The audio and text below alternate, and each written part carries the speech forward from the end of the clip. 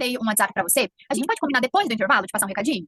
Claro, podemos sim, Ariane, sem problema Então algum. tá, beleza, fica combinado. Obrigada, boa aula pra vocês, tá? Perfeito. Obrigado, Ariane. Obrigada a você. Obrigado. Bom, pessoal, então agora sim, vamos iniciando aqui o nosso conteúdo, certo? Dessa vez, eu não vou fazer uma retomada dos conteúdos da aula retrasada, ou seja, do módulo passado. Vamos fazer somente uma retomada dos principais tópicos que nós vimos na nossa aula da semana passada, na nossa aula do dia 2, ok, pessoal? O módulo 1, então, a gente não vai retomar nenhum ponto nesse momento, mas caso vocês tenham dúvida, por favor, perguntem, ok? Bom, então agora sim, a gente falou na nossa última aula, vamos lá, falamos sobre bastante coisa nesses dois módulos, hein, pessoal?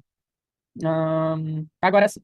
Então vamos lá. A gente viu ali um pouquinho na nossa aula do dia 2. Então, pessoal que entrou agora, nós vamos fazer uma breve, uma rápida retomada dos principais tópicos que foram abordados na nossa aula do dia 2. Lembrando que a gente não vai retomar o conteúdo das aulas passadas nesse resumo, ok? Mas nada impede de vocês pedirem para eu voltar, nada impede de vocês, então, solicitarem para o professor que eu retome algum ponto aí da aula que vocês queiram tirar alguma dúvida, ok? Porque afinal é importante que todos vocês tenham compreendido esse conteúdo, que é importantíssimo. Então, na nossa aula da semana passada, na aula do dia 2, a gente viu um pouquinho sobre a importância de se descrever um comportamento. Então, para isso, a gente fez até a nossa prática, onde a gente viu que vamos precisar descrever o antecedente, vamos precisar descrever o comportamento e precisamos descrever a consequência que esse comportamento teve. Então, enquanto antecedente, a gente entende aquilo que aconteceu antes da criança apresentar esse determinado comportamento. Enquanto comportamento, a gente entende como sendo o comportamento visível, aquilo que eu posso observar, aquilo que eu posso mensurar. Professor, eu mensuro tristeza, eu vejo tristeza? Não. Eu vejo uma criança chorando, eu vejo uma criança gritando, eu vejo uma criança batendo, eu vejo uma criança jogando objetos nas outras pessoas. Então é importante que, ao eu ver um determinado comportamento, eu promova uma descrição que seja adequada, uma descrição que vai de encontro com os princípios da análise do comportamento, aonde eu só vou intervir sobre tudo aquilo que eu posso observar e mensurar. Então, enquanto consequência, eu entendo que é tudo aquilo que aconteceu após a criança apresentar o comportamento. Então, essa criança, ao apresentar este comportamento, qual foi a consequência que ela obteve do seu comportar-se? Então, o que que ela fez? Qual foi a consequência que foi gerada para aquele comportamento que ela apresentou? Então, partindo disso, a gente falou um pouquinho sobre as maneiras que nós temos de identificar as condições que esse comportamento ele acontece. Então, para isso, na nossa aula da semana passada, a gente viu um pouquinho sobre o checklist, sobre as escalas, sobre as entrevistas, e também falamos sobre esse principal meio que o analista do comportamento tem de promover essa identificação, que é através da observação direta. Então, pessoal, falando agora um pouquinho mais sobre a identificação da função daquele comportamento tem. Então, pessoal, antes de continuar, eu vi que entrou bastante gente, certo? Então, pessoal que entrou agora aqui na nossa aula, atenção, estamos fazendo uma breve e rápida retomada dos principais tópicos que foram abordados na nossa aula da semana passada, ok? Então, lembrando, é uma breve e uma rápida retomada para que possamos adentrar em novos conteúdos ali com uma maior propriedade, com uma maior possibilidade de compreensão, certo, pessoal? Mas mesmo assim, em caso de dúvidas, não hesitem em perguntar, certo? Então, ao promover essa identificação dessas condições, a gente consegue identificar o porquê, o motivo, a razão, a função daquele comportamento para aquela criança naquele contexto, naquele momento que o comportamento ele foi apresentado. Então, para isso, nós, analistas do comportamento, acreditamos que a criança ela pode se comportar de diversas maneiras, mas justamente por 4 motivos diferentes. Então, essa criança ela pode chorar, gritar, jogar objetos, se bater, bater nas outras pessoas. Por quê? Ela pode requerer a atenção do outro, ela pode requerer, então, o acesso a um item tangível, ela pode apresentar este comportamento por função de fuga, esquiva. Então, o que significa essa função de fuga e esquiva? Significa justamente para que ela evite ter acesso a algo que para ela é aversivo, para ela é ruim, por exemplo, a realização de uma determinada atividade. E por último, nós temos então a função sensorial, que esta função ela não depende de meios externos para esse comportamento acontecer. Então nós estamos falando de algo que o simples se comportar-se já se é reforçador. O maior exemplo que nós citamos na nossa aula passada foi as estereotipias. Então muitos comportamentos estereotipados, eles vêm tendo uma função de autoestimulação, uma função sensorial. E o que significa a função sensorial? Significa, então, que o simples ato de se comportar-se já é reforçador para esta criança, já é reforçador para esse indivíduo. Ah, professor, mas como assim? Que esse simples ato de comportar-se já se é reforçador? Sim. Quem disse isso? Fui eu? Não. Foi a pesquisa que o Hanley encontrou lá em 2003. Mas antes de continuar essa breve e rápida retomada, a nossa colega Giciane, ela levantou a mão. Pode falar, Giciane. Professor, eu me lembrei de um caso de um aluno meu do ano passado, em que ele deitava muito no chão, independentemente da temperatura que tivesse. Então, tinha dias de muito frio, por exemplo, e que ele se deitava no chão assim, e a gente ficava até agulha, porque lá é piso frio, né? É cerâmica. Então, assim, o menino ele já não usava sapato, porque a gente percebia, né, essa questão do sensorial. Mas ele ficava muito no chão. Então, isso também é uma função do comportamento, esse deitar-se no chão, uma necessidade sensorial? Pode vir a ser. Mas como que a gente vai descobrir isso? Fazendo uma análise funcional, onde a gente vai isolar algumas variáveis, e a partir desse isolamento das variáveis, se eu identificar que aí tem função sensorial, então sim. Por quê? Porque o chão, ele pode ser gelado, e esse gelo, esse gelado, pode provocar essas sensações agradáveis. Então, nesse caso, a gente precisa também de eu acho que é função sensorial, só que daí eu preciso testar. Se eu colocar, por exemplo, um tapete no chão, essa criança vai deitar? Essa criança, ela deita em outros contextos, em outras situações? Se eu der um gelo para essa criança, por exemplo, ela vai buscar esse gelo, esse líquido gelado, ou esse recipiente gelado? Aí a gente precisa isolar algumas variáveis para a gente conseguir testar, nesse caso em específico para a gente dizer se é função sensorial ou não. Perfeito, professor. Obrigada. Imagina. Então, pessoal, a gente tem 2 tipos de análises funcionais, a experimental e a análise funcional descritiva. Só que isso é um conteúdo que vocês vão ver em uma outra disciplina, certo? Mas antes da gente continuando então aqui, aí a gente fez a nossa prática e nós falamos um pouquinho sobre os conceitos de comportamentos problemas para nós analistas do comportamento. Então, para isso, a gente falou um pouquinho sobre o comportamento reflexo, que é o comportamento incondicionado, que diz respeito daquele comportamento que não foi aprendido, daquele comportamento que é inato do organismo, como, por exemplo, o comportamento de respirar, e também o comportamento ali que está relacionado às emoções e às sensações. E nós vimos também um pouquinho sobre o comportamento operante. Então, o que a gente viu sobre o comportamento operante? Que o comportamento operante, ele diz respeito às consequências que um dado comportamento ele vai obter. E a partir dessas consequências que esse dado comportamento vai obter, é que eu altero a probabilidade desse indivíduo se comportar dessa mesma forma, dado futuros semelhantes. Então, pessoal, aqui a gente está falando, conforme nós vimos na nossa aula lá do dia 2, de questões que são determinadas por tudo aquilo que nós temos de igual entre os seres humanos, então por questões filogenéticas, mas também por questões ontogenéticas. Então, no decorrer da minha história de vida, quando eu obtenho determinadas consequências reforçadoras, eu seleciono que esse meu comportamento, que esse meu comportar-se, ele se é um comportamento funcional, ele se é um comportamento onde eu aumento a probabilidade deste indivíduo se comportar dessa mesma forma. Bom, a gente viu alguns exemplos de comportamento, certo? E nós vimos aqui das diferenças, ou não, melhor dizendo, a gente viu que um comportamento, ele não se é selecionado diferente de um comportamento problema, porque tanto qualquer comportamento, por exemplo, um comportamento socialmente aceito, ele se é selecionado, ou seja, ele se é mantido e adquirido por meio de variáveis filogenéticas, ontogenéticas, culturais, a história de vida, o ambiente, o quão sensível às consequências o indivíduo está, e assim como se esse comportamento vai ser funcional para essa criança, conforme ele vai se comportando. E a mesma coisa de um comportamento problema.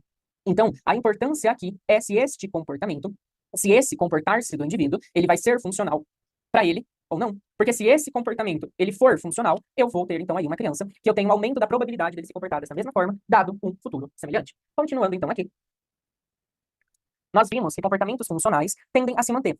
Então, o que isso significa? Significa que se a criança, toda vez que ela chora, ela obtém acesso a um determinado item, ela obtém acesso a uma determinada coisa, então eu estou falando de algo que aumenta a probabilidade desse indivíduo se comportar dessa mesma forma. Por quê? Porque para ele funcionou. Se toda vez que ele chora, ele consegue brinquedo, esse comportamento de chorar vai ser funcional. Só que se essa criança, ela chorar e não obter acesso ao brinquedo, esse comportamento, ele vai ser um comportamento disfuncional, ou seja, um comportamento que não funciona. Aonde essa criança, ela vai ter que recorrer a outras estratégias, a outros repertórios. E é aí que está a nossa função enquanto analista do comportamento. E é aí que está, então, o nosso trabalho. Nós, enquanto analistas do comportamento, precisamos garantir que essa criança ela venha a ter repertórios comportamentais suficientes para ela apresentar outro comportamento que seja socialmente mais aceito.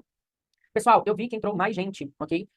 Então, pessoal que está entrando agora, a gente já está caminhando para a reta final da nossa retomada, certo? Mas caso vocês tenham alguma dúvida sobre os conteúdos que foram abordados na nossa aula passada, não hesitem em perguntar, certo, pessoal? Então, caso vocês queiram perguntar, fiquem à vontade. Não vamos finalizar esta disciplina com dúvidas, ok? Continuando, então, aqui. Então, na análise do comportamento, a gente avalia como que esse comportamento foi aprendido. Como que essa criança, ela selecionou esse repertório comportamental como sendo um repertório adequado, como sendo um repertório funcional. Quem que está sendo ali responsável por fornecer então, reforço para esse comportamento? Assim como quais condições que esse comportamento acontece, o que está mantendo ele e quais são os eventos antecedentes e consequentes imediatos ao comportamento da criança. Então, pessoal, quando aqui tiver escrito resposta, eu me refiro à resposta comportamental, a resposta do indivíduo, a resposta do organismo.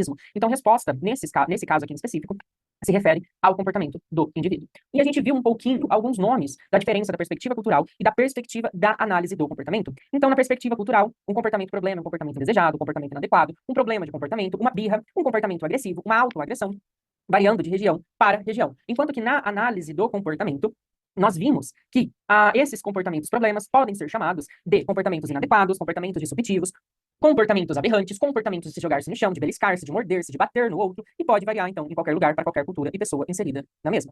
Ok? Continuando, então, aqui, a gente viu a função da nomeação para análise do comportamento, certo?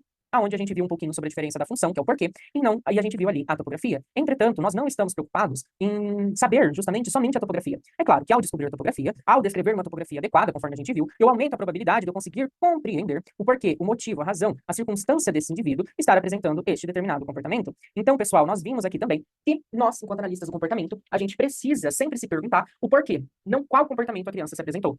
Então, aqui nós vimos, pessoal, até o presente momento, antes de continuar. Eu sei que eu tenho um pouquinho mais rápido, porque é um conteúdo que a gente já viu, é um conteúdo que a gente já falou bastante, mas, novamente, caso vocês tenham dúvidas, não hesitem em perguntar. Até o presente momento, vocês gostariam de perguntar algo, ou ficou tudo claro, ou até o momento está claro sobre o conteúdo das nossas aulas passadas? Como que nós estamos? Tudo ok? Perfeito, tô vendo que vocês estão dando aqui feedback, perfeito. Então, se tá tudo ok, eu vou continuar, ok? Caso esteja indo muito rápido essa retomada, podem sinalizar, tá bom? Fiquem aí à vontade. É que justamente nós temos bastante conteúdo ainda para falar nessa aula e a gente também terá um pouquinho sobre algumas discussões, certo? Então, algumas discussões de casos que vocês vão trazer, conforme a gente combinou, que daí a gente vai discutir aí alguns casos, certo, pessoal? Bom, Dando continuidade, vamos lá. A gente viu alguns textos da análise do comportamento que tratam justamente sobre comportamentos problemas, que falam justamente sobre comportamentos inadequados. A gente viu que alguns textos da análise do comportamento, como por exemplo esse texto do Fornazari e do Kaiser e do Wester, falam que comportamentos inadequados são uma falta de habilidades sociais comunicativas, falta de comportamentos sociais positivos, comportamentos agressivos, que podem tanto machucar o outro ou se machucar. Birra, comportamentos de chorar, gritar, jogar objetos, atacar pessoas, entre outros, e estereotipias e também manipulação dos órgãos genitais, comportamentos problemas indesejados. E temos ali um outro texto do Barros e do Lourenço, então, que traz aí comportamentos relacionados à violência, comportamentos de indisciplina e comportamentos que produzem consequências negativas tanto para este indivíduo quanto para o outro. O Fornazari, ainda em 2007, e o Azawa, em 2015, traz essa terminologia de comportamentos aberrantes como sendo comportamentos problemas, comportamentos indesejados, comportamentos que contribuem para a estigmatização social e desordens de comportamentos. Certo, pessoal? Bom, então essa daqui, turma, acabou sendo um pouquinho mais rápido do que eu imaginava, mas ficou claro? Antes da gente adentrar em novos tópicos, tem alguém que gostaria de fazer alguma pergunta? Não? Ficou tudo certo? Bom, pessoal, então agora, antes da gente falar um pouquinho sobre novos tópicos, eu separei aqui alguns minutos iniciais dessa nossa disciplina para a gente fazer uma discussão de casos. Eu estou pegando aqui os slides, certo? Então aqui nós teremos vários momentos nessa disciplina, então a gente vai ter um momento agora de discussão de casos, e depois a gente vai ter, depois do intervalo, mais um momento de discussão de casos, e antes do término da aula, se der certo, a gente faz mais uma discussão de casos. Mas então, antes da gente adentrar, eu gostaria que, caso vocês quiserem trazer algum caso para a discussão, sintam-se à vontade. Tem alguém que gostaria de trazer algum caso para a discussão? Na ausência, a gente dá continuidade ao conteúdo. Alguém gostaria de trazer algum caso? Eu gostaria, professor. Pode falar. Então a Luciane vai falar e depois a Adriana fala. Então, eu tenho um aluno, como diz o outro, o pessoal já até conhece, porque ele é meu caso. Uhum. E, assim, eu já identifiquei que ele tem a questão da atenção, né, que ele, quando... e a questão também de fuga e esquiva, tá? Então, para quando a gente para diante de uma atividade, ele quer sair. Então, ele até fala para mim assim, ô, Thiago, eu quero voltar para a sala da tia Érica, ou eu quero voltar para a tia Neila. E ele fala, tá, você vê que é com relação a isso. Aí eu vou trabalhando com ele, beleza, a gente consegue. Só que ele fala assim, ó, eu vou fazer isso. Né? Então, por exemplo, eu vou cuspir em você, eu vou fazer. E ele faz, você entendeu? Uhum. Aí, assim, tem horas que a gente fala assim, sabe quando parece que é mal criado? Uhum. Então, aí eu falo assim, a minha dúvida é com relação a isso. Eu tenho que chamar a atenção dele com relação a isso, porque não adianta que você falar assim, não pode, né? Você não pode cuspir, você não pode isso, porque a gente já viu o que ele pega e faz. Se ele fala que vai fazer, ele faz. Se ele fala que vai fazer xixi, ele faz. Se ele fala que vai bater, ele faz. Hoje mesmo ele me jogou um vidro, eu, né, a gente já estava saindo, porque aí acontece assim também. Deu a hora dele que eu vou levar para a sala, aí ele já não quer ir. Sabe, sempre o contrário daquilo que eu falo assim que ele é o contrário. Se a gente fala para ele sim, ele fala que não. Não, não quero ir, não quero ir. Já testei isso com ele. Aí na hora de ir embora, né, que é o horário, porque na hora que ele pede, fala que quer ir embora, eu nunca levo. Eu deixo o tempo para ele. Eu já falei para ele a questão do relógio e tal. Mas, assim, diante desse comportamento, mesmo assim, que você sabe que é de fuga, que é de esquiva, mas aí quando ele fala que vai fazer determinada coisa, e principalmente que é nessa questão de agressão, como é que a gente lida com essa situação?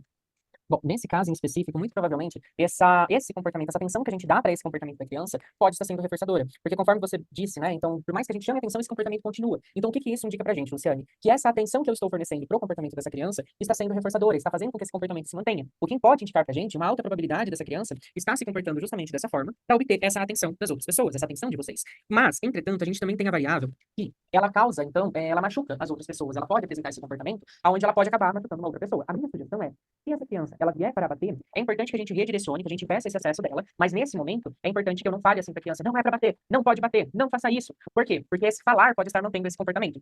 Se a criança, ela vier para cuspir em vocês, a minha sugestão é, então, que a gente direcione o braço ou algo assim para impedir esse cuspir, mas que a gente também nesse momento não fale com a criança, porque esse falar novamente pode estar sendo reforçador. E na hora que a criança ela retornar ou vier apresentar algum comportamento que venha a ser socialmente mais adequado do que o cuspir, do que o bater, eu preciso reforçar, justamente para eu aumentar a probabilidade dessa criança ela recorrer a comportamentos alternativos que não sejam compatíveis a esse comportamento de cuspir, a esse comportamento de bater. Não vou dizer para você que esse comportamento ele vai cessar na primeira vez que você intervir. Muito provavelmente, não. O comportamento, a gente fala que nós temos uma curva de extinção. E o que seria essa curva de extinção? Seria justamente quando o comportamento ele chega no seu ápice e depois ele deixa de ser apresentado, porque provavelmente essa criança ela pode aumentar até mesmo a intensidade, a duração ou a frequência desses comportamentos interferentes, desses comportamentos problemas, antes que o comportamento ele venha a cessar. Por isso que é importante que vocês sejam consistentes em colocar em extinção esse comportamento, por mais desafiador que esse comportamento ele possa vir a ser, porque de fato é um comportamento bem desafiador da gente lidar, e são comportamentos onde a criança ela pode se colocar em risco ou colocar em risco ali as outras pessoas. Fez sentido, Luciane? Sim, é igual você tá falando, é até difícil. Tem horas que eu falo assim, por mais que você entenda, por mais que você. Sabe, parece que a paciência da gente vai que meio esgotando, porque até sábado que a gente estava trabalhando, uma outra professora, ela falando para mim assim, não é professora desse aluno, sabe? Ela falou, Lu, não tem muita questão também de falta de limite para ele? né? Aí, sabe, aí você vem começando a pensar, que é igual você falou aí, o comportamento também já foi reforçado, e assim, para a gente tirar esse comportamento, que ele já vem de casa, né? Aí ele já vem com isso desde de muito tempo, e não foi tirado, né? Não foi nem tirado, né? Não foi nem trabalhado esse comportamento com ele. E a gente está começando a trabalhar agora. Então, realmente, tem hora que fica parecendo que é falta de limite mesmo, sabe, assim, quando tem. E aí tem a questão, por exemplo, dele, assim, ele faz determinadas coisas, que aí as pessoas fora falam assim, mas ele sabe o que ele está fazendo, porque ele começa a rir, porque ele começa, sabe, essas coisas que acontecem assim, Sim. mas você entende que é uma questão da criança, mas tem hora que, né, igual outro dia a professora falou, Lu do céu, a paciência já está minúscula. Eu falei, isso não é só sua, não, é, né, de um contexto todo geral da escola. Mas aí, como ele faz muito isso, eu vou fazer. Então, aí as pessoas falam assim, nossa, ele sabe o que é errado, sabe? Assim, fala assim, ele sabe que é errado. Mas, ao mesmo tempo, mesmo que saiba que é errado, o controle dele, inibitório dele né? Já é como diz o outro, é dificultoso. Então, assim, já é uma disfunção ali. Então, mesmo que ele fale. Mas, assim, é puxado, é complicado. Esse caso, eu falo que é o mais complicado que a gente tem lá na escola, sabe? Sim, imaginar quão desafiador é mesmo, Luciane. Mas a minha sugestão e complemento da sua fala, porque você trouxe um tópico bem importante mesmo. Nenhuma intervenção em análise do comportamento aplicado de sucesso vem sem o apoio familiar. Então a gente precisa justamente desse alinhamento familiar, para que a família também possa estar atuando em conjunto, possa estar utilizando as mesmas estratégias que nós estamos adotando dentro do contexto escolar ou dentro do contexto clínico. Porque senão a gente acaba ficando um cabo de guerra. Então a família faz de um jeito, a gente faz do outro. A família faz de um jeito, e a gente faz do outro. E a probabilidade da criança ficar confusa e não saber como se comportar é muito grande. Mas obrigado. Aí hoje, igual eu tô te falando, ele foi e jogou um negócio em mim. Uhum. Eu tava virada de costas, né, que eu fui fechar a porta, aí ele queria que, na verdade, que eu corresse atrás dele, para falar, olha, já deu a hora, nós já vamos pra sala e tal. E aí ele queria que eu corresse atrás dele, mas eu não vou correr atrás dele. Ele nem tem força nem idade para isso, né? Aí você não vai correr atrás. E aí ele me jogou. Só que eu só virei e falei, olha, então, já que você quer ficar aqui na sala, você vai ficar, mas eu vou sair, porque agora é meu recreio. Uhum. Aí ele pegou e jogou, né? Quando eu virei, ele jogou. Aí eu virei para ele e falei assim: você vai ficar ou você vai sair? Não, eu vou. Eu falei, então pega o vidro ali no chão e coloca em cima da mesa. Aí ele foi lá, pegou o vidro, mas não comentei nada dele ter jogado em mim, sabe? Perfeito. Pra ver o que dava. Aí ele pegou e saiu. Mas ele faz, vamos usar o termo lá de trás dos nossos avós, pirraça, sabe? Uhum. De que, agora eu não quero, agora eu não vou, não. Não, mas a atuação que você teve com ele foi muito boa. Por quê? Você não reforçou o comportamento dele e você retomou a sua pergunta inicial. Você vai ou você vai ficar aqui? Ah, eu vou. Então você falou assim, então você vai precisar ficar aqui o que você jogou. Perfeito, Luciane. Muito bem. É exatamente assim que a gente leva o comportamento a ele deixar de ser funcional para a criança. Perfeito. Tá bom. Obrigado, Luciane. Agora a gente tem a Adriana, depois a primeira Adriana, depois a Luciane e depois a Maria. Boa noite. Boa noite, tudo bem, Adriana? Então, professora, aquela minha criança que apenas gritava, que até dei a ideia da semana passada, se colocaria a mãe na sala, né? Uhum. Eu fiz o contrário, eu fui até a terapeuta dele para ver o que ela estava trabalhando com ele. Uhum. E aí eu vi, e tive até inveja das fotos, dos vídeos, dessa criança sentada, fazendo um monte de coisa. Aí eu pensei na aversão a mim, né? Eu já estou num espaço escolar que é aversivo, né? Ainda falei, mas sabe o que eu percebi, professor, que eu acredito que seja? Quando eu olhei as atividades da psico, eram as mesmas atividades que eu estava propondo. Então eu pensei que poderia ser aquilo muito repetitivo para ele, porque ele guardava tudo e gritava e guardava tudo. Aí eu tive 2 sessões com ele. Aí eu propus atividades acadêmicas, foto dele, nome dele, prendedor com letras, para ele colocar. Acredita que ele ficou? Mas claro que eu tive que pegar também assim no ombrinho, colocar rosto no rosto, uma foto de feliz, porque já ia começar a gritar. Mas ele ficou, professor, ficou 30 minutos fazendo atividades. E até uma atividade no computador que eu propus, que ele não olha para nada assim. Mas ele ficou. Então, assim, eu estou 2 vezes. Então, eu estou assim. Aparentemente, eu achei que ele fosse nível de suporte 2, por não ser verbal ou por só gritar. Pela habilidade que ele teve em parear as letras, ele não está pondo do A ao O no final do nome, mas rapidinho ele colocou letra igual, dificuldade com empreendedor, mas ele entendeu, ele executou.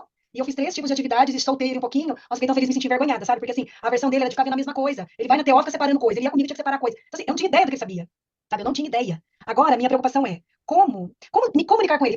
Não sei continuar com as imagens? Eu não consigo saber. Parece que ele compreende. Mas, por outro lado, ele dá umas. Ele se desregula a ponto de gritar, gritar, gritar. Então, assim, eu não sei o quanto ele compreende. Como descobrir?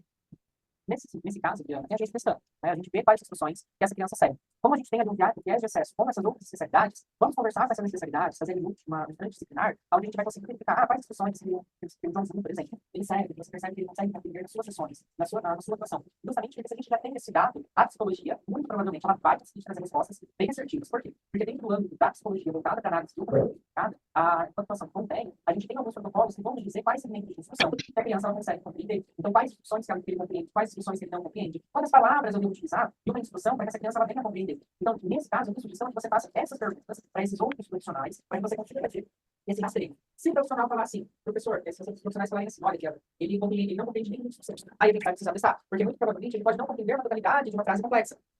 Deu áudio para baixo, turma? Um pouco. Tá um pouco, perdão. Ah, é que caiu aqui a parte dele. Perdão.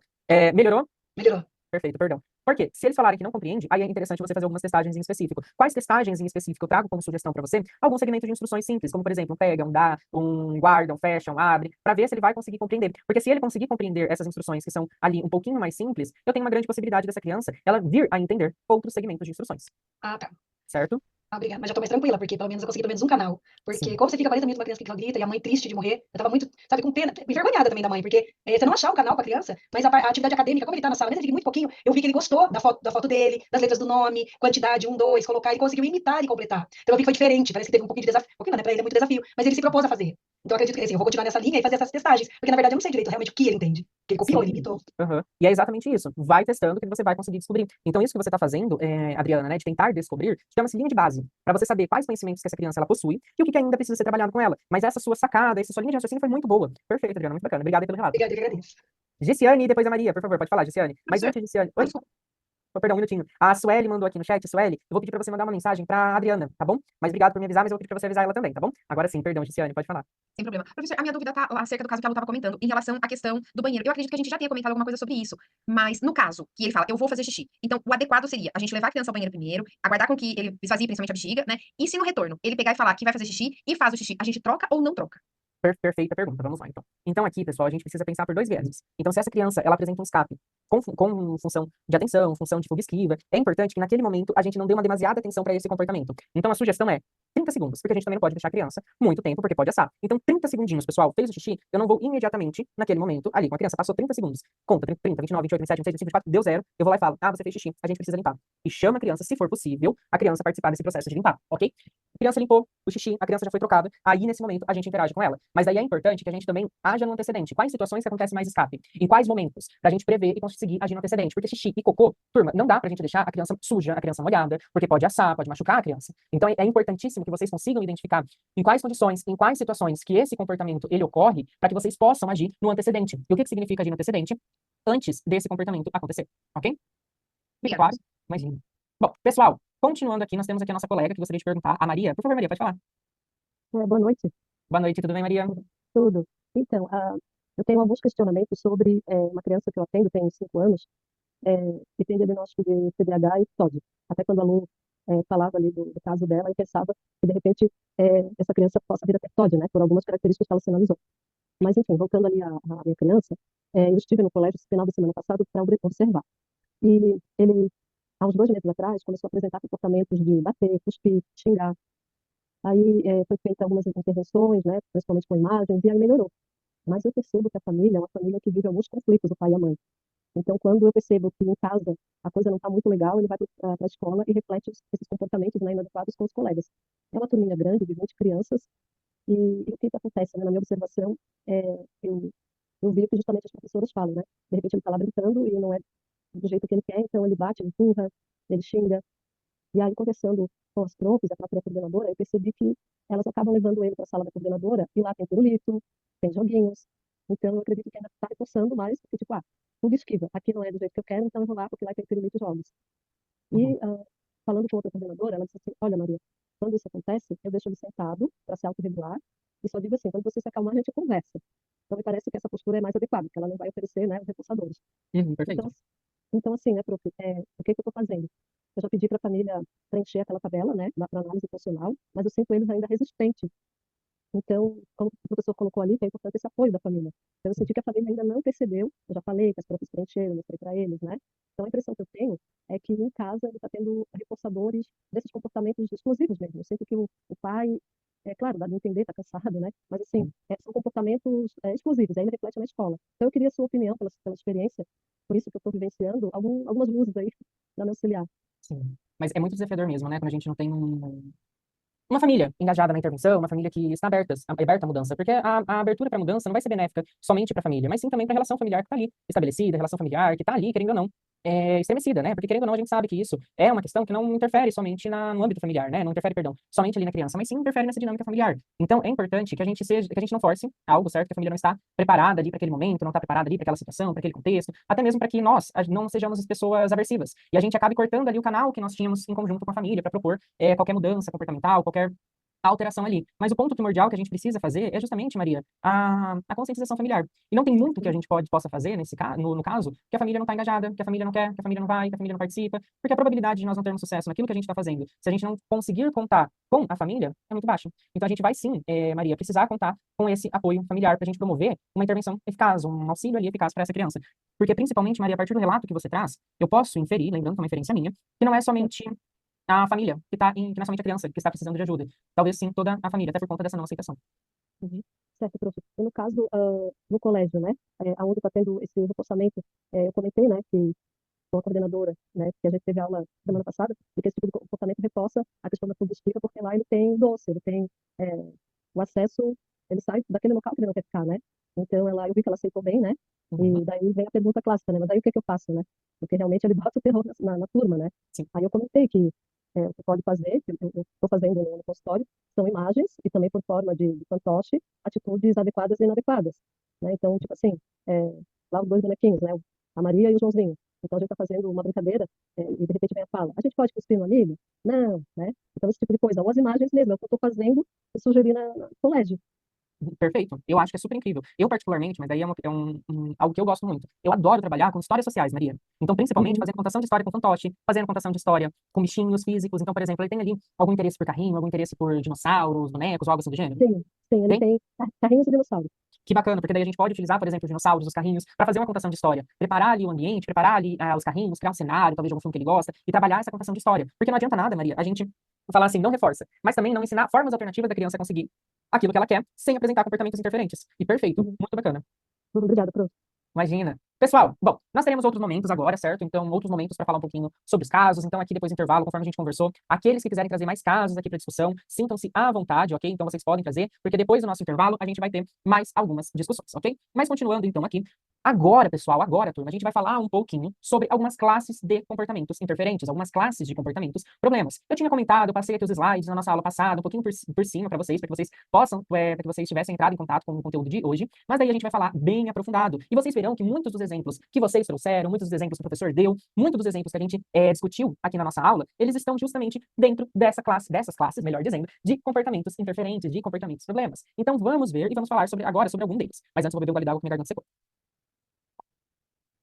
Então, retomando aqui rapidão, a gente vai falar sobre as auto e heteroagressões, vamos falar sobre a fuga e esquiva de demanda, falaremos sobre birras e estereótipos e também falaremos sobre as estereotipias. Bom, vamos lá, pessoal. Então, aqui a gente vai falar sobre a auto e a heteroagressão. Então, o que seria uma autoagressão, por exemplo? Seria aquelas crianças que apresentam determinados comportamentos onde elas se machucam, onde elas se lesionam. Exemplos de comportamentos que são ali uma autoagressão: o comportamento de se jogar no chão, que pode acabar lesionando, o comportamento de se morder, o comportamento de se bater, o comportamento de se arranhar. Todos esses podem vir a ser comportamentos ali de auto e heteroagressão, aonde a criança ela se coloca em risco e ela pode acabar se lesionando. Então, a criança, por exemplo, que se joga no chão, a criança que bate a cabeça, vejamos uma outra classe de comportamentos. A criança que bate nas outras pessoas, perdão, aí a gente já entra na heteroagressão. Aí a heteroagressão, adentrando aí um pouquinho na heteroagressão, por exemplo, seria aquela criança que joga objetos nas outras pessoas, seria aquela criança que que bate nos outros, que arranha os outros, que mordem os outros, vamos pensar, que dá um chute nos outros. Então, basicamente, essa autoagressão seria a criança ela apresentar determinados comportamentos e se lesionar e se machucar, e essa heteroagressão seria essa criança ela machucar as outras pessoas. Então, vocês vão ver um pouquinho mais pra frente, vocês verão daqui a pouquinho, que essa auto e heteroagressão são comportamentos extremamente perigosos. Por quê? Porque a criança ela está se colocando em risco e ela também está colocando em risco as outras pessoas, as pessoas que estão ao seu redor. Então, é importante que a gente crie estratégias tanto antecedentes, como a gente vai ver um pouquinho mais pra frente, ou seja, para evitar que esses comportamentos eles venham a acontecer, mas também é importante que vocês criem estratégias para que esses comportamentos, quando acontecerem, vocês consigam agir de forma imediata para evitar que essa criança ela se machuque ou machuque as outras pessoas. É um comportamento que se vem com uma função, por exemplo, de atenção, tem uma linha muito tênue entre a gente garantir a integridade física das outras pessoas, a integridade física da criança, e esse comportamento ele não ser reforçado. Por isso a sugestão que eu trago para vocês é que sempre quando vocês forem fazer algum manejo, mas eu vou falar um pouquinho mais para frente, na hora que vocês forem verem a criança apresentar a esses comportamentos e forem fazer um manejo, nesse momento, evitem falar com a criança. Nesse contexto, nessa situação, evitem falar muito com a criança, evitem fazer com que um contato visual na medida do possível, evitem dar instruções, falar que a criança não pode fazer aquele comportamento, por mais que a gente vá falar posteriormente com a criança, é importante que nesse momento, é importante que nesse contexto, a gente não dê essas instruções ali para a criança, porque não vai favorecer a aprendizagem dela e a diminuição desse comportamento. Pode-se correr o risco desse comportamento ele estar sendo reforçado. Agora vamos ver um pouquinho sobre quais variáveis que controlam esse comportamento da criança. Então, conforme a gente viu um pouquinho mais para trás, nós temos ali que os eventos antecedentes, os eventos consequentes, eles controlam o meu comportamento, eles controlam o meu comportar-se. Então, por isso que é de extrema relevância e de extrema importância que a gente promova a identificação destes estímulos. Então, enquanto variáveis antecedentes, nós temos fatores biológicos. Então, o que eu entendo enquanto analista do comportamento por fator biológico? Tudo aquilo que está dentro do corpo da criança. E o que está dentro do corpo da criança? Por exemplo, a fome. Então aqui, às vezes, a criança ela pode apresentar um comportamento mais agressivo, porque às vezes ela pode estar com fome. Vamos pensar a gente, turma, nós que somos adultos, nós que somos adultos, quando muitas vezes, quando nós estamos com fome, a gente tem ali um humor um pouquinho mais irritado, a gente acaba ficando um pouquinho mais nervoso nesse momento, nesse dia, e aqui vai ser a mesma coisa com a criança.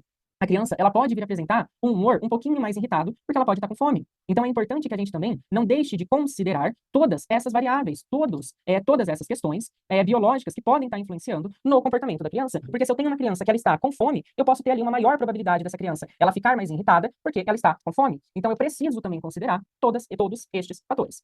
Ah, professor, como que eu vou saber se a criança comeu ou não comeu nesse dia? Se ela está ou não está com fome? Pois bem, perguntando para a família. Chamando a mãe, chamando o pai, eu percebi que hoje a criança está um pouquinho mais irritada, um pouquinho mais agressiva. Ela se alimentou? Assim como é importante que a gente também considere algumas variáveis, como, por exemplo, o sono. Vamos pensar, turma, nós, adultos. Quando a gente está com sono, como que a gente fica? A gente fica bem ou não?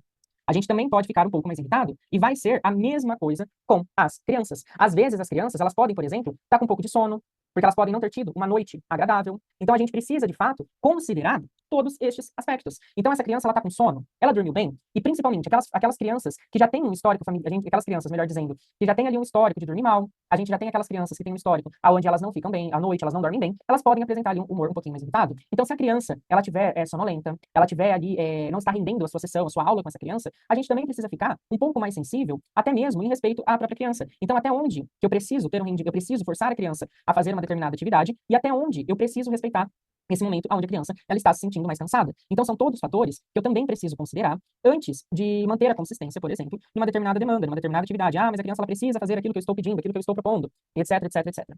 Questões ali, condições estomacais. Turma, a gente já viu que muitas crianças que estão dentro do espectro autista têm ali uma maior probabilidade de desenvolver alguma condição estomacal. Então, eu preciso considerar e eu preciso justamente investigar em conjunto ali com a família se esta criança ela tem ali algum fator que pode estar influenciando nessas questões estomacais. Então, para isso, pessoal, eu trago a sugestão para que vocês também verifiquem essas questões biológicas junto com a família. Temos questões ambientais, então excesso de estímulos, excesso de pessoas, excesso de demandas. Então vejam só, aqui eu não estou falando das coisas que estão dentro do organismo dessa criança, que estão dentro do corpo dessa criança, e sim de questões ambientais, de questões que podem estar fora do corpo desta criança e que pode influenciar no comportamento desta criança, no comportamento da minha criança. Então, se eu tenho um excesso de estímulos no ambiente, por exemplo, eu tenho muitas imagens na sala, eu tenho um excesso de estímulos sonoros, então eu tenho muitas pessoas conversando ao mesmo tempo, eu tenho crianças gritando, tudo isso pode ser fatores que vão influenciar no comportamento da criança. Assim como se eu não der um excesso de demandas, um excesso de atividades para a criança. Então, eu quero que a criança vá fazendo as atividades bonitinha. E eu quero que ela faça mais atividade, vamos lá, tá rendendo o dia de hoje. Mas eu não fiquei sensível, por exemplo, que essa criança, ela pode estar ficando cansada, ela pode estar ficando esgotada. Então, para isso, a sugestão que eu trago para vocês é justamente de oferecer ali alguns momentos de pausa para a criança. Alguns momentos onde a criança, ela pode, então, em vez de fazer atividade, fazer alguma outra coisa que venha a ser ali do interesse dela. Então, é importante que a gente também forneça momentos de pausa para a criança frente ali às atividades, certo? Continuando, então, aqui, história de reforçamento. Então, a história de reforçamento, eu digo, porque muitas vezes, essa criança, ao apresentar esse comportamento em outros contextos, esse comportamento, ele foi reforçado. Esse comportamento, então, ele passou a ser um comportamento onde que ela, ao apresentar, ela conseguia ter acesso exatamente àquilo que ela queria. Então, aqui, a gente precisa, de fato, levantar essa hipótese, a gente precisa, de fato, fazer essa investigação, porque a gente não pode desconsiderar, então, o histórico anterior, antes dela apresentar esse comportamento, porque pode vir a ser que este comportamento, em outros contextos, em outras ocasiões, esse comportamento, ele passou a ser um comportamento funcional, ele passou a ser um comportamento, então, que ela, ao apresentar, foi um comportamento que se foi selecionado como algo funcional para essa criança. E também temos ali a outra variável que pode estar controlando esse comportamento. Qual que é essa variável? Os estímulos consequentes. Então, a gente viu, lembrando, vou retomar, a gente viu na nossa aula passada que o que controla um comportamento são os estímulos antecedentes, o que antecede o comportamento do indivíduo, e os estímulos consequentes. Então, enquanto estímulos consequentes, eu me refiro a tudo aquilo que acontece após a criança apresentar esse comportamento. Então, aqui, vejam só, nós temos as mesmas questões biológicas, questões ambientais e a história de reforçamento. Então, enquanto questões biológicas, nós temos condições sensoriais, dor, condições prazerosas, etc. Então, a criança, por exemplo, ela pode jogar um objeto em uma outra pessoa porque ela gosta da reação que essa outra pessoa tem quando o objeto acerta ela, por exemplo. Então, são todas questões que eu, enquanto analista do comportamento, preciso me atentar, que eu, enquanto analista do comportamento, preciso verificar, ok? Então, vejam só, todas essas questões, eu, enquanto analista do comportamento, preciso investigar para que eu consiga promover uma redução efetiva do comportamento desta criança. Uma redução não somente naquele momento, mas sim uma redução deste comportamento que vai ser mantida conforme o tempo vai passar. Porque conforme a gente viu, não adianta nada essa criança ela deixar de apresentar esse comportamento neste momento. É importante que esse comportamento ele venha a ir diminuindo conforme o tempo vai passando. Questões ambientais e história de reforçamento. Então ali, para a gente identificar se esse comportamento ele pertence a essa classe de auto e heterolesivo, é importante então que a gente faça a seguinte pergunta, é importante que a gente faça o seguinte rastreio. Esse comportamento que ele apresenta, ele agride a outra pessoa? Sim, não. Ele se agride ao apresentar esse comportamento? Sim, não, talvez, quem sabe, vamos ver. Então aqui, e ao acontecer, causa danos a si mesmo ou aos outros, justamente isso que o professor acabou de falar. Só deixa eu tomar um gole de água, turma. Turma, dúvidas até o presente momento?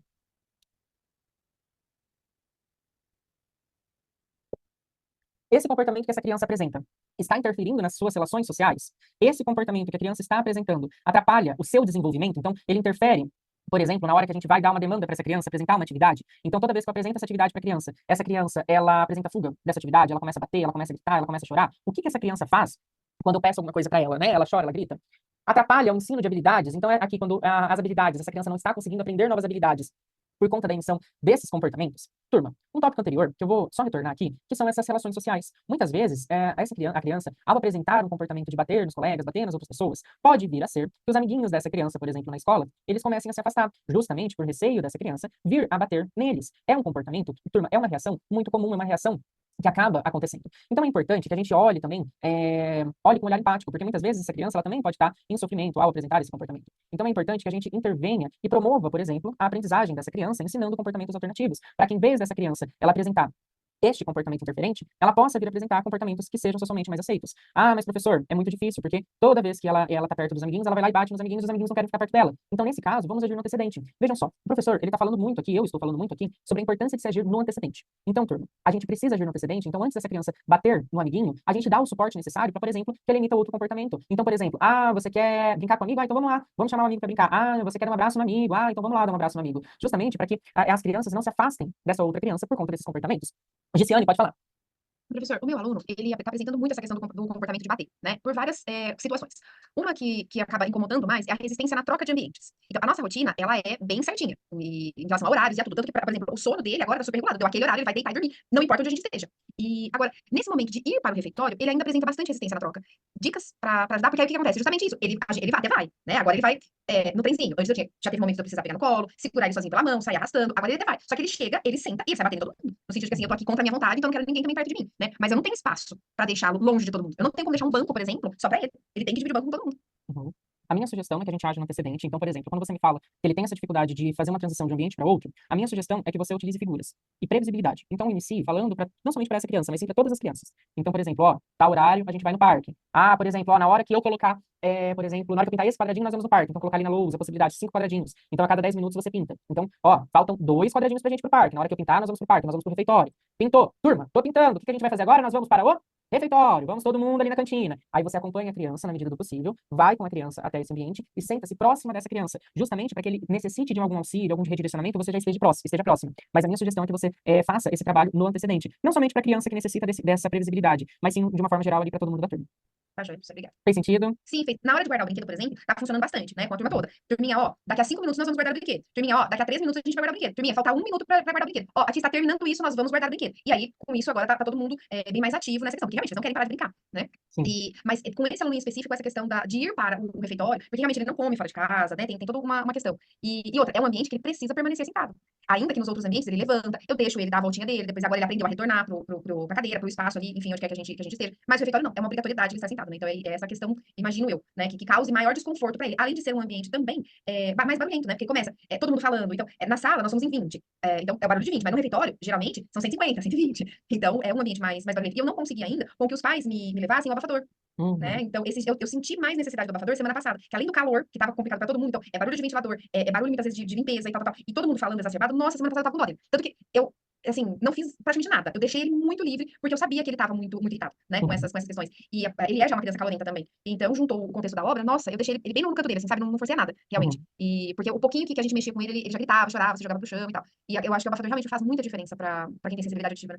Sim. Nesse caso em específico, como ele tem uma hipersensibilidade auditiva, talvez seria interessante, Luciano, enquanto a família não manda esse abafador, na possibilidade dele ficar em outro contexto. Por quê? Em outro ambiente. Porque a gente está falando de uma questão biológica, de um incômodo muito grande, o que pode até mesmo não favorecer essa autorregulação. Porque quando a criança ou indivíduos adultos, eles têm uma uma hipersensibilidade auditiva, frequentar ambientes... Opa, pessoal, cuidado com o microfone aberto. Frequentar ambientes muito barulhentos é extremamente doloroso, é extremamente sofrido. Então, por mais que essa criança seja interessante, ela ir fazer um lanche, né, frequentar esse mesmo local, às vezes para ela tá entrando em um estado de sofrimento muito grande. Então, talvez vocês precisam cogitar, né, em pensar em talvez ela fazer ali o lanche. Opa, pessoal, cuidado com o microfone, em fazer o lanche em outro local, certo? Tá, joia. Obrigada. Perfeito. Imagina. Não, eu não. Opa, alguém gostaria de falar? Não? Perfeito. E percebendo as contingências. Sim, então. Então, se a criança bate nas outras pessoas, ou ela se bate, então, consequências se tornam estímulos para uma nova resposta. Então, as consequências que eu atribuo para o comportamento da criança vão fazer com que ela se torne novas respostas. Então, o que isso quer dizer, essas novas respostas? Quer dizer que eles vão vir a se tornar novos comportamentos, novos comportar-se. Então, respostas alteram a percepção de outros e a nossa sobre a criança. Então, por mais que a criança ela apresente determinados comportamentos, esse comportar-se dela pode muitas vezes alterar a nossa percepção sobre a criança ou sobre aqueles que estão ao redor da criança. Condições de auto e heteroagressão modificam nossas expressões faciais frente à situação. Então, às vezes, quando a criança ela vai lá e bate a cabeça, a primeira coisa que a gente faz é: não bate a cabeça, vai machucar. Muitas vezes essa é a nossa reação. Ou até mesmo nosso olhar de espanto pode reforçar o comportamento. Por isso que, por mais que esse comportamento seja um comportamento interferente, por mais que ele seja um comportamento onde a criança está se colocando em risco ou está colocando em risco as outras pessoas, a gente necessita, então, evitar ao máximo reforçar esse comportamento, ao máximo evitar mudar a nossa expressão facial. Então, por exemplo, a criança ela te jogou um objeto. Em vez de a gente virar assim para ela e falar, não joga, ou até mesmo só de virar para ela, a gente precisa, nesse momento, evitar falar com ela e evitar, por exemplo, fazer um contato visual, porque esse simples contato visual pode vir a ser reforçador. Não estou querendo dizer que, de fato, vai ser reforçador, mas pode vir a ser reforçador. E por mais que nós, adultos, a gente quer que esse comportamento, ele seja cessado, esse comportamento, ele deixe de ocorrer rapidamente, às vezes esse comportamento, ele vai levar um tempo até que ele deixe de ser apresentado, até que ele deixe de ser funcional para essa criança, ok? Então, aqui, eu sempre costumo brincar com os meus alunos, com os meus estagiários, com a minha equipe, que existe a demanda da criança e existe a demanda do adulto. Então, eu preciso identificar qual que é a minha demanda e qual que é a demanda do adulto. Para aí sim eu conseguir promover, de fato, uma diminuição que venha a ser ali eficaz, que venha a ser ali adequada, uma redução adequada desses comportamentos interferentes. O que é demanda minha e o que é uma demanda real da criança, certo? Continuando, então, aqui. E nós temos ali uma outra classe de comportamentos problemas, que é esta classe de comportamentos problemas. Só deixa eu tomar mais um gole. É a fuga e esquiva de demandas. A gente até viu que essa classe de comportamentos problemas, ela é aquela classe de comportamentos que tem uma função própria, onde a criança ela recorre a comportamentos para fugir, para esquivar de uma determinada atividade, de uma determinada demanda, de um determinado evento aversivo. Então, pegando aqui o exemplo da Gissara, perdão se eu falei o nome errado, Gissara, pegando aqui o exemplo da Giciane, perdão.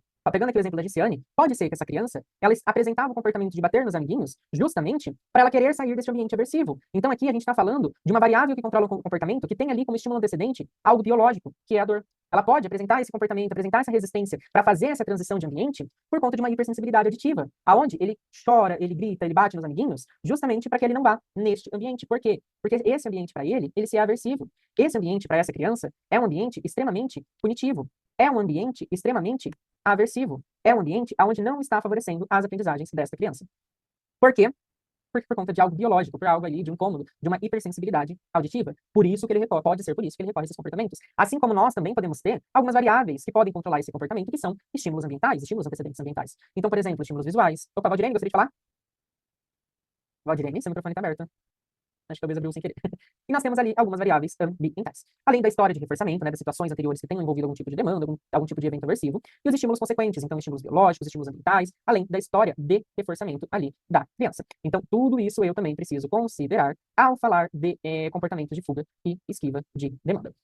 Continuando, então, aqui, nós temos ali identificando respostas. Então, comportamentos de fuga e esquiva de demanda.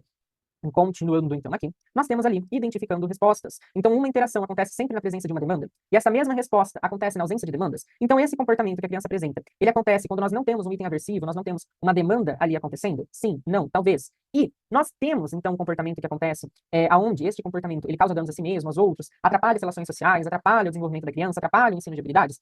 Então, são todas essas perguntas que a gente precisa fazer quando a gente vai promover essa identificação dessa classe de comportamentos problemas, de fuga e esquiva. Professor, mas se esses comportamentos acontecerem, então, novamente, consequências se tornam estímulos para uma nova resposta, ou seja, as consequências que eu atribuo para o comportamento da criança se tornam estímulos para um outro tipo de comportamento. Por isso, novamente, eu vou frisar aqui, é importante que seja atribuído as consequências adequadas para o comportamento da criança, a fim de promover a extinção desses comportamentos problemas, mas eu também preciso ensinar formas alternativas da criança ela se comportar. Então, em vez de apresentar uma fuga esquiva de demanda, qual comportamento que essa criança ela pode fazer? Ela pode, por exemplo, falar, posso fazer depois? Mais tarde, agora não. Ou eu posso fazer, por exemplo, uma economia de fichas com aquelas crianças que não apresentam ali um comportamento verbal vocal, ou seja, aquelas crianças que não falam. Consequência, que retirar a criança de contexto reforça o seu comportamento quando a função é por fuga ou esquiva de demanda. Novamente, se eu tenho uma criança que está chorando, gritando, porque não quer fazer uma atividade, e eu levo essa criança, por exemplo, para o parque, então vejamos o seguinte exemplo. A criança está chorando, a criança está gritando, a criança se jogou no chão porque ela não quer fazer essa atividade. E o que a gente vai lá e faz? A gente retira essa criança da sala e leva ela para o parque para se acalmar. O que nós fizemos com o comportamento dela? Qual o comportamento que eu reforcei? O comportamento dela se acalmar para ir no parque ou o comportamento dela chorar porque ela não quer fazer atividade? Comportamento de chorar porque ela não quer fazer atividade. Então, por mais que muitas vezes a gente queira retirar a criança do ambiente, e às vezes é preciso justamente para promover ali uma autorregulação da criança, para que ela consiga se autorregular, se autogerir, se autogerir para ela retornar às atividades, muitas vezes pode acontecer de eu, sem querer, reforçar o comportamento dessa criança de chorar. Então, se eu optar por direcionar para essa criança para um ambiente mais adequado, para um ambiente onde ela possa se autorregular, então o que eu vou fazer? Eu vou levar e apresentar a demanda, levar e apresentar essa atividade nesse outro contexto. Por quê? Porque nesse outro contexto, eu posso favorecer a autorregulação da criança, mas eu não seleciono o comportamento de chorar, o comportamento de gritar, para não fazer as atividades. Então, a gente precisa fazer esse equilíbrio, a gente precisa fazer justamente toda essa análise e toda essa identificação. Porque somente assim eu vou conseguir deixar de selecionar este comportamento como sendo um comportamento adequado. E o comportamento de chorar promove consequências adequadas ali para a criança, naquele contexto e naquela situação. A inserção de outra demanda pode aumentar ou diminuir a continuidade do comportamento. Então, às vezes, se a gente fala assim para a criança, você não quer fazer esse, então vamos fazer esse. Eu alterei a demanda inicial. Pode ser com que a criança, o comportamento cesse.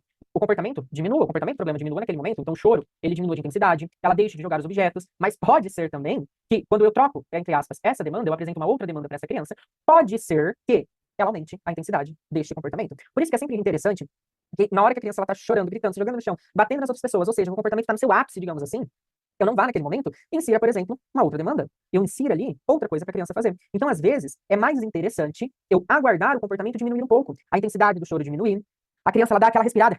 Nessa hora que ela respirou para puxar o fôlego, eu posso dar uma outra demanda, ou eu posso dar uma ajuda ali para ela fazer a demanda. Então é importante que eu faça essa análise aí do que pode vir a funcionar para minha criança e o que não pode funcionar. Professor, novamente, como que eu sei o que funciona e o que não funciona para minha criança? Testando. Infelizmente, eu até brinco que, infelizmente, a gente não tem uma bola mágica ali que prevê, que fala assim, tal estratégia vai funcionar com fulano, qual estratégia vai funcionar com ciclano. Infelizmente, não. Infelizmente, nós não temos, em análise do comportamento, uma bola de cristal. Mas a gente tem ali uma probabilidade a partir do momento que a gente olha para o histórico anterior dessa criança, para o histórico de desenvolvimento, para o histórico de comportamentos. Daí é claro que daí a gente sempre está falando ali de probabilidades da emissão de comportamentos. Continuando. Opa, pode falar, Adriana. E quando a gente já fez tudo isso, a gente já conseguiu que a criança saísse de perto do birô da professora, que foi essa situação que eu encontrei quando eu assumi a turma, porque a professora desistiu da turma, precisou se afastar. Aí ela tinha do lado dela 2 meninos com autismo nível de suporte 3. Então os dois sentavam um do lado direito e do lado esquerdo do birô. E longe dos outros meninos que estavam nas mesinhas. E aí eu não gostei, comecei a tentar tirá-los, levá-los para um mesão, tirando de lá de perto. Aí eles começaram a gostar e a se comportar. Só que tem um que ele é muito agressivo, extremamente agressivo. Ele hoje bateu em todo mundo. E assim, eu não sei se foi o som, você falando agora, eu não sei se foi a fome, mas que ele lanchou muito bem. Ou se ele tava ou o que acontece em casa, porque em casa ele costuma bater na mãe, bater na avó. E os tios deles, todos os tios, que ele mora com essa mãe que o cria e essa avó, todos os tios, infelizmente, quando vão buscá-lo, já vão embriagados. Isso é assim, 11h30 da manhã, a gente entregando o menino e os tios, hoje ele tava tão bêbado que eu vi a hora eu caí, só quando ele falou, professor, pronto. E eu fico sem saber o que fazer, porque ele hoje estava todo desregulado. Hoje ele não foi de tênis para a escola porque não quis calçar, mas disse que não ia forçar. Ele não faz outras terapias, ele não frequenta a sala à tarde de multirrecurso, porque lá nós temos. E eu não gosto de tirá-lo do meio dos outros e colocá-lo perto do birô, perto de mim, porque eu tô olhando uma coisa que é dele, é um direito dele de estar no meio dos outros. Eu não acho que é certo. E o outro começou agora, de uns tempos pra cá, tudo que ele quer, se não fizer na hora, ele joga a cadeira. Bota a cadeira no chão. Aí eu fico lá em silêncio e fico de braço cruzado olhando pra ele. Ele vai, bota a cadeira no lugar, daqui a pouco ele joga a cadeira no chão de novo. Aí eu fico meio em dúvida se o meu olhar tá reforçando, se a minha fala tá reforçando. O que é que tá reforçando? Porque numa sala eu tenho 8 e só tem um apoio escolar que é só pra um, que é o não verbal, que agora tá bem, assim, tá bem lá na frente, sabe? Que já tá, eu não posso dizer que ele tá verbal, mas ele já canta todas as músicas que a gente canta, as que estão as letras expostas ou as que ele escuta e que ele gosta na caixinha de som, que eu acho que é uma vitória enorme, mas tem esses dois que estão me inquietando. Uhum. Nesse caso, o que nós sabemos é que, né, a partir da sua fala, algo está reforçando o comportamento da criança. Então, às vezes, né, novamente aí frisando, pode ser que o nosso contato visual, o nosso olhar, ele esteja aí reforçando o comportamento da criança.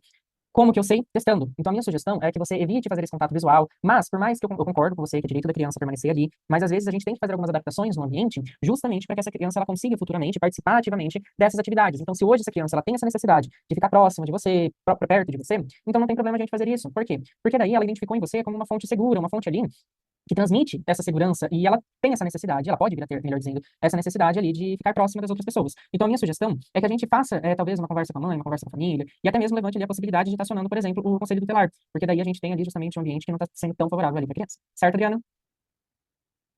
Ok, prof, obrigada. Imagina. Paula, por favor, pode falar. A Paula e depois a Maria. Boa noite, professor, tudo bem? Tudo certo, e você, Paula? Tudo bem. Não, eu ia dizer exatamente isso. Assim, provavelmente a criança está vendo alguma coisa que ela está refletindo, né? Porque crianças são assim. Tá? A gente não sabe se tem alguém em casa que bate, né? E, assim, porque assim, às vezes a criança, a maioria das vezes, a criança fica agressiva por estar vivendo uma coisa, tá vendo, né, aquilo todos os dias, ou tá vivendo aquilo. Eu fiz uma avaliação psicopedagógica recentemente, os pais estão querendo fechar o laudo de autismo, né? O médico pediu para fazer a avaliação neuropsicológica. E aí ele quis fazer a psicopedagógica. E eu falei para ele, eu falei, olha, a parte de psicopedagogia retrata a parte da aprendizagem, né? A avaliação, nesse caso, que você deveria fazer seria realmente a neuropsicológica. E aí, observando a criança, eu vi que ele não tem nenhum problema na parte da aprendizagem, né? Ele tem preguiça. E aí, casou certinho, professor, bem nas suas aulas, que a avaliação dele era tudo de comportamento. Todos os queixos que eu vi lá, era tudo de comportamento. Os testes que eu fiz de autismo, deu que ele tem autismo. Mas, assim, tudo de comportamento. Ele se joga no chão quando contrariado. Mas aí vem, quando você faz anamnese com a mãe, os pais são separados. Quando você faz anamnese com a mãe, aí você entende o porquê dessa reação da criança, né? O menino tem 8 anos, a mãe pega o menino no colo pra subir as escadas. Eu falei, mulher, pelo amor de Deus. Ela não fala não pra criança, ela faz todas as vontades dele. E aí, quando chega em sala de aula, o que ele faz? Ele faz o que ele quer, na hora que ele quer. Minha mãe deixa em casa, meu pai é um pouquinho mais firme comigo, e na sala de aula, então, eu tô sem minha mãe, sem meu pai, então eu vou fazer o que eu quero. E aí, foi o que eu falei pra ele. Eu falei, olha, foi isso, ele não tem nenhuma dificuldade de aprendizagem, o problema dele é o comportamento. Ele tem que saber lidar com certas coisas, mas ele tem muita estereotipia, ele fica balançando seus braços o tempo todo, ele entorta assim a boca assim, sabe, o tempo todo. Então, assim, aí eu falei pra ele, agora vai ao neuro e vê se ajuda, mas eu acho que ele ainda vai pedir pra você fazer a avaliação neuropsicológica. Fala infantilizada, ele tem, porque os pais tratam ele como bebê. Então, quando ela falou assim, os tios vão levar a criança bêbada, embriagado, vai, coitada dessa criança. Eu acho que o conceito tutelar aí, nesse caso, é importantíssimo. Sim, justamente, né? A gente acaba não sabendo o que está acontecendo dentro do... É porque em casa, ele na realidade, é a tia que o cria, né? Sim. E é uma família meio atribulada mesmo, assim. E os dois irmãos, tanto ele como o mais velho, do 6º ano, eles dois são autistas. E eles dois se agridem muito dentro de casa. E agridem essa mãe, que é a tia que cria os dois. E também agridem essa avó. E eu não sei como são esses tios para com ele, porque ele não fala, mas ele se morde, ele se belisca, ele se arranha. E ele faz isso nos colegas. É preciso que eu esteja lá o tempo todo, segurando a mão dele. Não pode. Ou então eu faço Ele não pode. fala. Não, ele fala, ele conversa, Tá. ele conversa, ele gesticula, ele passa o tempo todo, Paula, na cadeira, se balançando, que chega e faz o barulho da cadeira. Aí eu peguei o elástico, lembra do elástico? Uhum. Eu peguei o elástico pra ele, foi uma sugestão das meninas, pra colocar nas pernas, pra ver se ele para, mas ele começa com os braços, e tem hora que quando vai escrever, é tanta força que ele coloca, que eu digo, não precisa. Aí pego na mão dele, devagar, calma, fico falando com ele, mas eu não converso muito com ele, porque se conversar é da trela pra ele conversar o dia todo. Mas ele gosta de você, ele sente confiança em você. Acho que por isso que, né? Eu acho que todo mundo trata ele com agressividade, então você é a única que tem paciência com ele, que você tem carinho com ele. Então, assim, é a forma dele agradecer, sabe? Eu acho que é o momento que ele se sente mais tranquilo, é perto de você. Eu vejo assim, né? Pelo menos eu acho, né? Não sei. Eu fui beijá-lo a primeira vez, eu tenho costume de beijar, né? Beijá-lo a primeira vez, ele deu um pulo, parecia que eu tinha beliscado ele. Beijei na bochecha, que tem uma bochechinha bem gostosinha, assim, gordinha. Aí beijei, deu um pulo. Aí de vez em quando eu vou aliso ele, dou um cheiro no cangote, dou um cheiro no olho, quando a tarefinha tá bem feita. Aí ele fica olhando também com a cara bem feita, 2 olhos bem grandão, mas não fala nada, fica só olhando. É como se aquilo não existisse pra ele.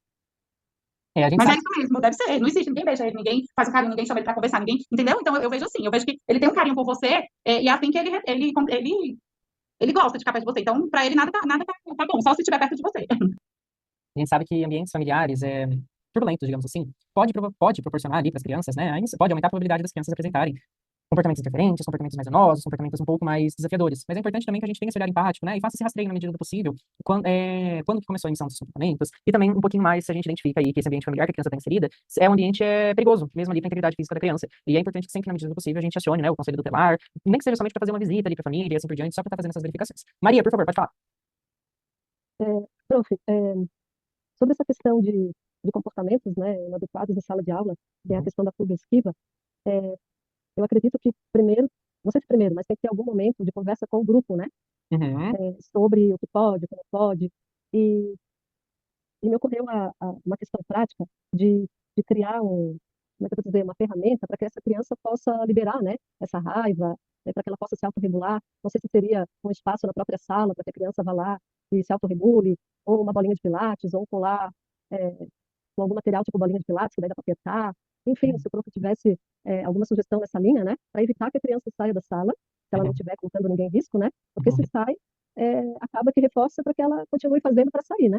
Sim. Então, excelente colocado. Se a gente consegue fazer adaptações no ambiente, criando um espaço onde ele possa se autorregular, nem que seja para pular, para levantar, para correr, ou até mesmo algumas questões sensoriais. A gente pode fazer um tato profundo, que seria como se fosse entre aspas, bem entre aspas, tá, pessoal? Só para entenderem. Uma massagem, que é um tato profundo, onde a gente aperta um pouquinho mais com força, pode ali promover uma autorregulação, mas é justamente como que eu sei o que vai funcionar e o que não vai funcionar, testando. Certo? Bom, pessoal, certo, Maria? Obrigado pela contribuição. Obrigado, pessoal. Eu que agradeço, adoro essas discussões que a gente vai fazer nas aulas, porque daí também vai me dar alguns insights, até mesmo para os casos onde eu sou responsável, e a gente vai fazendo essa troca de experiências, essa troca de ideias. Bom, continuando então aqui, pessoal, nós temos birras e estereótipos. Então, nós temos aqui estímulo, resposta, consequência, respostas. Então, aqui a gente tem algumas variáveis que podem estar controlando esse comportamento da criança. Nós temos aqui algumas variáveis que podem estar influenciando na emissão destes comportamentos interferentes. Então, aqui nós temos variáveis que envolvam estímulos antecedentes, como, por exemplo, estímulos biológicos, estímulos ambientais, história de reforçamento e alguns estímulos consequentes, como, por exemplo, estímulos biológicos, ambientais e também, novamente, a história de reforçamento. Então, essa classe de comportamentos problemas, essa classe de comportamentos estereotipados é justamente, então, comportamentos como, por exemplo, o choro, comportamentos como, por exemplo, o comportamento de se jogar no chão, o comportamento de jogar objetos, então, o comportamento de gritar. Então, todos esses comportamentos são aí justamente comportamentos pertencentes àquilo que nós chamamos de choro, perdão, de birra, ok? Que popularmente, melhor dizendo, a gente chama aí de birra. Bom, continuando aqui, pessoal. Esses comportamentos, nós temos, justamente, ele mobiliza as outras pessoas. Esse comportamento, ele estigmatiza a criança. E esse comportamento, ele acaba causando danos a si mesmo ou às outras pessoas. Então, o que isso quer dizer? Quer dizer que o comportamento de birra, ele também pode vir aí acompanhado de um comportamento como, por exemplo, o comportamento de bater nos outros, sim. Esse comportamento, ele também pode vir, muitas vezes, acompanhado de comportamentos como, por exemplo, bater nas outras pessoas. Mas professor, então ele pode ter ali outras funções? Sim, com certeza, pessoal. Então, o comportamento de birra, ele pode, ou não, vir acompanhado de outros comportamentos interferentes, de outros comportamentos inadequados, outros comportamentos, problemas. Então, pessoal, atrapalha as relações sociais dessa criança? Está interferindo no desenvolvimento dessa criança? Está atrapalhando o seu ensino de habilidades? Se sim, então, precisamos estabelecer consequências para criar novas respostas, novos comportamentos. Os comportamentos que essa criança apresenta altera a percepção de outros e a nossa sobre a criança. O adulto dá as condições para que a criança emita outras respostas que podem ter o mesmo objetivo. Então aqui, pessoal, a pergunta que a gente precisa fazer é, eu, enquanto adulto da relação, eu dou as condições para que essa criança ela se comporte de outra forma, para que ela apresente algum outro comportamento, que é um comportamento que é um comportamento mais socialmente aceito, que não se é este comportamento original que ela apresentou, esse comportamento problema original aí que ela apresentou? Sim, não, talvez, quem sabe? E nós, novamente, enquanto adultos, a gente espera que esse comportamento, ele seja aí um comportamento que pare de maneira rápida. Mas conforme a gente viu, há muitos comportamentos, não é somente em um dia de atuação que a gente vai ter ali com uma criança, que a gente vai promover a sua diminuição. Muitas vezes, a gente precisa, por exemplo, passar alguns dias, ou até mesmo ali algumas semanas, mantendo consistente essa estratégia, mantendo firme justamente tudo isso. E a gente precisava justamente verificar tudo isso. Bom, continuando aqui, então, nós temos as estereotipias. Então aqui, pessoal, enquanto estereotipias, nós temos estímulo, resposta, consequência, resposta. E o que isso significa aqui das estereotipias? São aqueles comportamentos. O que é uma estereotipia? Novamente, vamos voltar aqui um pouquinho no tempo. Uma estereotipia é um comportamento motor repetitivo, é um comportamento motor onde pode interferir nas aprendizagens da criança, que pode que pode atrapalhar as aprendizagens da criança, assim como pode justamente promover, por exemplo, promover ali algum dano mais significativo, onde a criança pode se machucar ou machucar as outras pessoas. Então aqui a pergunta que a gente tem que fazer é, está interferindo nas suas aprendizagens? Está interferindo nas suas relações com os outros? Está se colocando em risco? Se sim, se não. Se sim, eu tenho comportamento problema. Se não, eu não tenho comportamento problema, ok? Nós temos aqui algumas variáveis que controlam este comportamento da criança. Então nós temos aqui variáveis de estímulos antecedentes e de estímulos consequentes. Nós temos fatores biológicos, como por exemplo, o aceleramento dos batimentos cardíacos, sensações de euforia, sensação de ansiedade, onde tudo isso pode fazer com que a gente apresente determinados comportamentos justamente para diminuir essa sensação destes estados internos. Mas também nós temos ali algumas situações ambientais, situações aversivas, situações prazerosas. Então a criança ela pode, por exemplo, apresentar um comportamento porque ela está com frio. Ela pode começar, por exemplo, a levantar da cadeira e começar a pular porque ela está com frio e ela quer se esquentar. Então isso daí também é um exemplo de um comportamento estereotipado. História de reforçamento, então, emparelhamento de sensações e situações ambientais. Estímulos consequentes, temos fatores biológicos, como, por exemplo, autorregulação, sudorese, liberação de endorfina, então ali que pode reforçar esse comportamento da criança. Temos também estímulos ambientais, então, atenção das outras pessoas. Ao me comportar dessa forma, eu provoco mudanças no ambiente, onde as pessoas, então, eles alteram o seu comportar-se, justamente porque eu apresentei esse comportamento, apresentei ali a emissão deste comportamento. Professor, então o que eu faço? Eu não reforço esse comportamento? O que eu posso fazer nesse momento, né? Dar alternativas dar alternativas comportamentais para que a criança ela possa recorrer a outras estratégias em vez de apresentar esse comportamento interferente, apresentar essa estereotipia. Identificando respostas, acontece logo após uma mudança específica no ambiente. As pessoas mudam aspectos ambientais, o comportamento ele continua apresentando, atrapalha relações sociais, atrapalha o desenvolvimento da criança, atrapalha o ensino de habilidades. Se sim, então preciso fornecer novas consequências para justamente para que a criança ela venha recorrer a outros repertórios comportamentais. Respostas motivam questionamentos de outras crianças sobre a criança. Então, por exemplo, tia, por que ele está fazendo isso?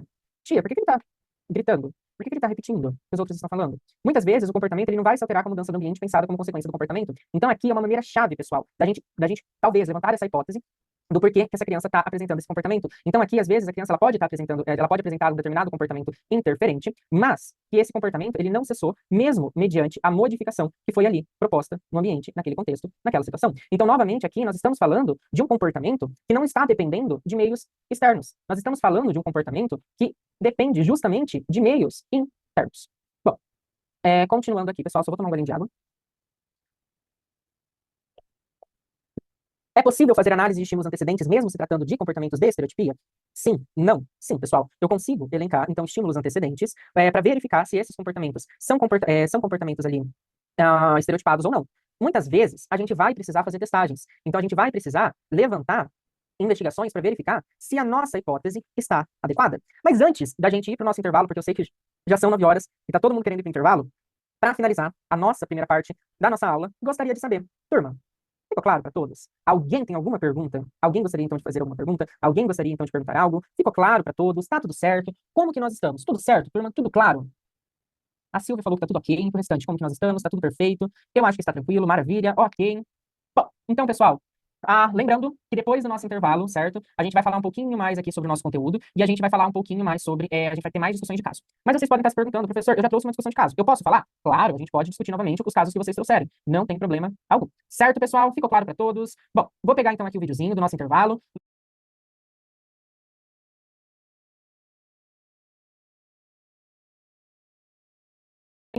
Aí do nosso intervalo, como que vocês estão? Vamos lá. Oi, Ariane. Oiê. Vamos aguardar uns 2 minutinhos aí para todo mundo retornar, né, Pro? Perfeito, combinado. A gente aguarda aqui um pouquinho, daí eu já posso pegando aqui os slides, onde nós paramos? Tranquilo. Perfeito. Digamos, a gente quase não entra uma vez. Vocês vão receber o cronograma da supervisão ainda, como a gente já...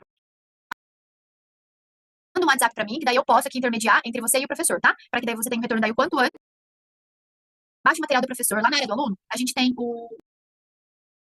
A ser considerado ali problemático. Então, eu preciso realizar... Então, como identificar que a resposta é problemática? Então, como que eu consigo identificar se esse comportamento que esse indivíduo está apresentando, ele é um comportamento que possa vir a ser considerado ali problemático? Então, eu preciso realizar, eu devo realizar uma análise do contexto que esse comportamento, ele se é apresentado. Então, aqui, nós estamos falando, por exemplo, justamente, de identificar se o comportamento que esse indivíduo ele está apresentando, ele se é um comportamento que se é adequado para aquele momento, para aquela situação.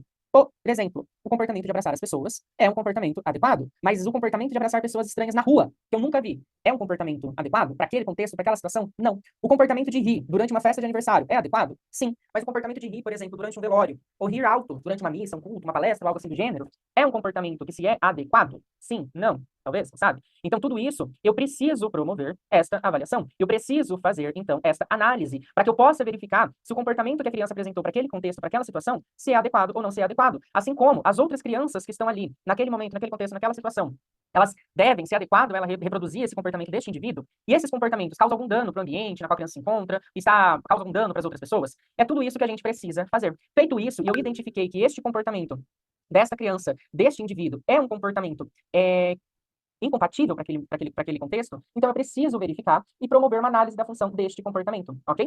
Bom, feito isso, então, eu preciso levantar hipóteses de questões sociais. Então, este comportamento dessa criança, ele é um comportamento que ele é um comportamento que se é repreendido pela maioria dos adultos, pela maioria das pessoas que estão ali no entorno dessa criança? Sim, não, talvez, eu preciso considerar. E este comportamento que essa criança está apresentando é um comportamento que agride as outras pessoas? Ele é um comportamento que faz com que os outros tenham medo dessa criança, tenham receio de interagir com essa criança? E este comportamento, ele ofende a pessoa que está apresentando este comportamento, ou ele ofende as outras pessoas que estão ao seu redor? E principalmente, esse comportamento que ela está apresentando pode ser substituída por outra pessoa, por outro comportamento. Então, essa pessoa que está apresentando esse comportamento pode apresentar outros comportamentos que sejam socialmente mais aceitos do que esse comportamento original que ela está apresentando? Sim, não, talvez. E é justamente todas essas perguntas que eu, enquanto analista do comportamento, preciso fazer e necessito me perguntar.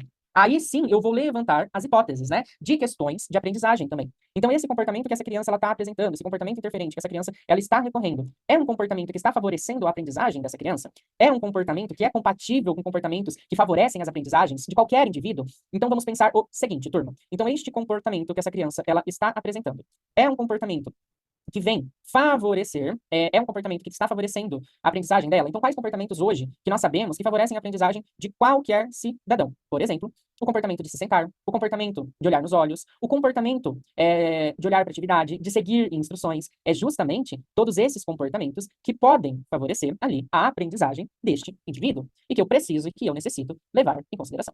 Bom, manutenção e manejo. Então, antes de entrar nesse novo tópico, turma, conforme nós tínhamos falado, nós teríamos justamente, então, alguns minutos ali para novamente fazer a discussão de casos. Então, nós tínhamos combinado que a gente ia fazer, então, depois do nosso intervalo, uma pequena discussão de casos. Então, pessoal, vamos lá, vamos fazer a nossa discussão de casos. Então, aqueles que querem falar, podem levantar a mãozinha ou colocar aqui no chat, certo? A Gessiane gostaria de falar, por favor, Gessiane, pode falar. Quero que fique até sem graça, professor, porque parece só eu falo. Não, pode falar, Gessiane. Eu tava conversando com uma das nossas colegas na semana passada, e ela me trouxe o caso, eu até tentei contato com ela hoje, mas ela não me respondeu. E ela me apresentou um caso de um paciente dela, que ele tem TOD diagnosticado, né? E então, quando ele ouve a palavrinha não, ele acaba tendo ali um comportamento extremamente agressivo. E ela, perguntando das minhas sugestões, me apresentou que o aluno se interessa bastante pela questão de carrinhos, né? E foi uma conversa bem extensa, então vou resumir bem rapidinho aqui. E aí eu dei a ideia para ela, dela trabalhar, então, com as direções de trânsito para ir fazendo essa dessensibilização do trânsito. Então, por exemplo, pegar as plaquinhas, né, do proibido estacionar, do sentido proibido, e fazer ali essa questão, né, do manejo do carrinho, no caso, para ir dessensibilizando isso. Tem alguma comprovação científica? O professor já utilizou dessa técnica? Isso acontece mesmo? Porque era totalmente experimental esse negócio.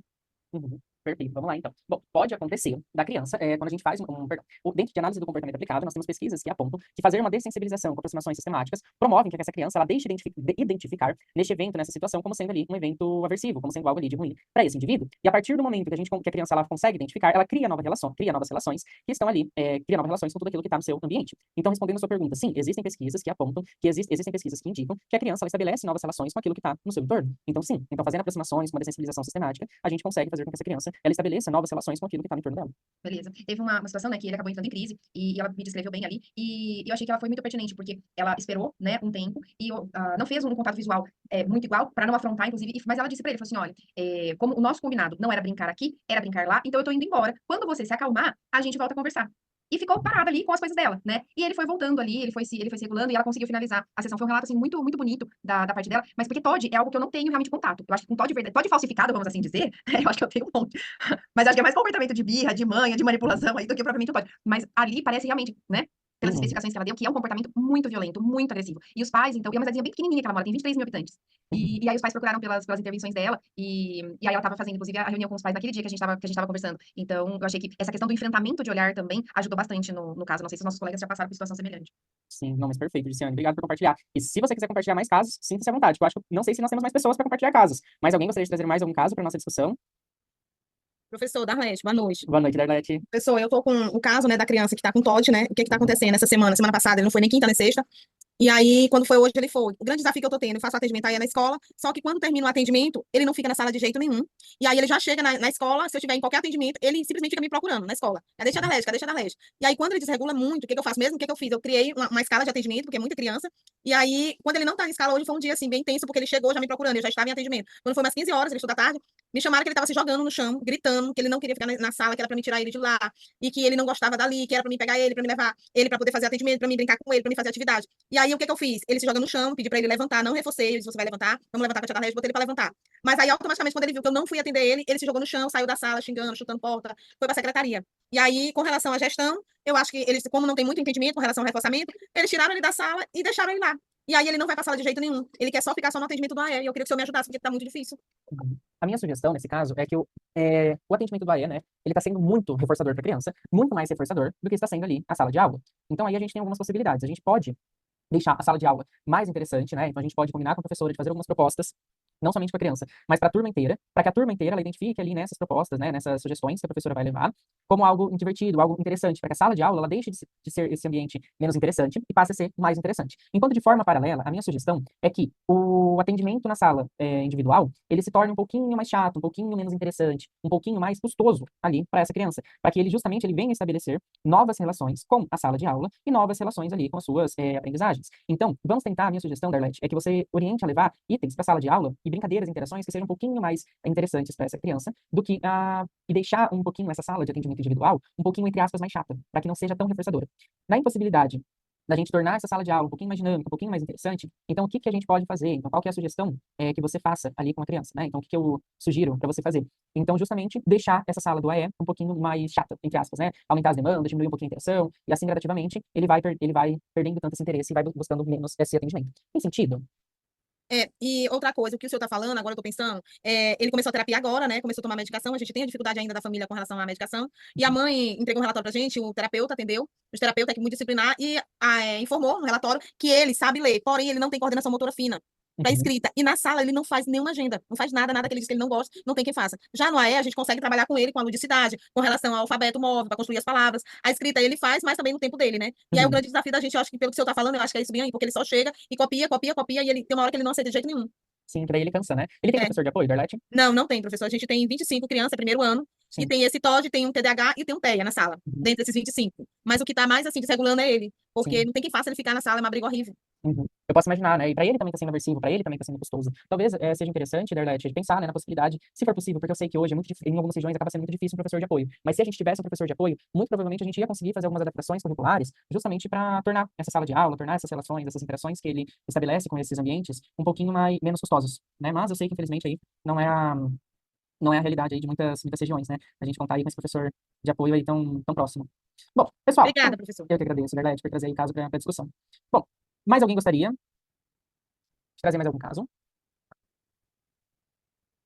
Não mais um caso, professor, mas como trabalhar com adolescentes na sala de multirrecursos? Como convencê-los a irem no contraturno? Uhum.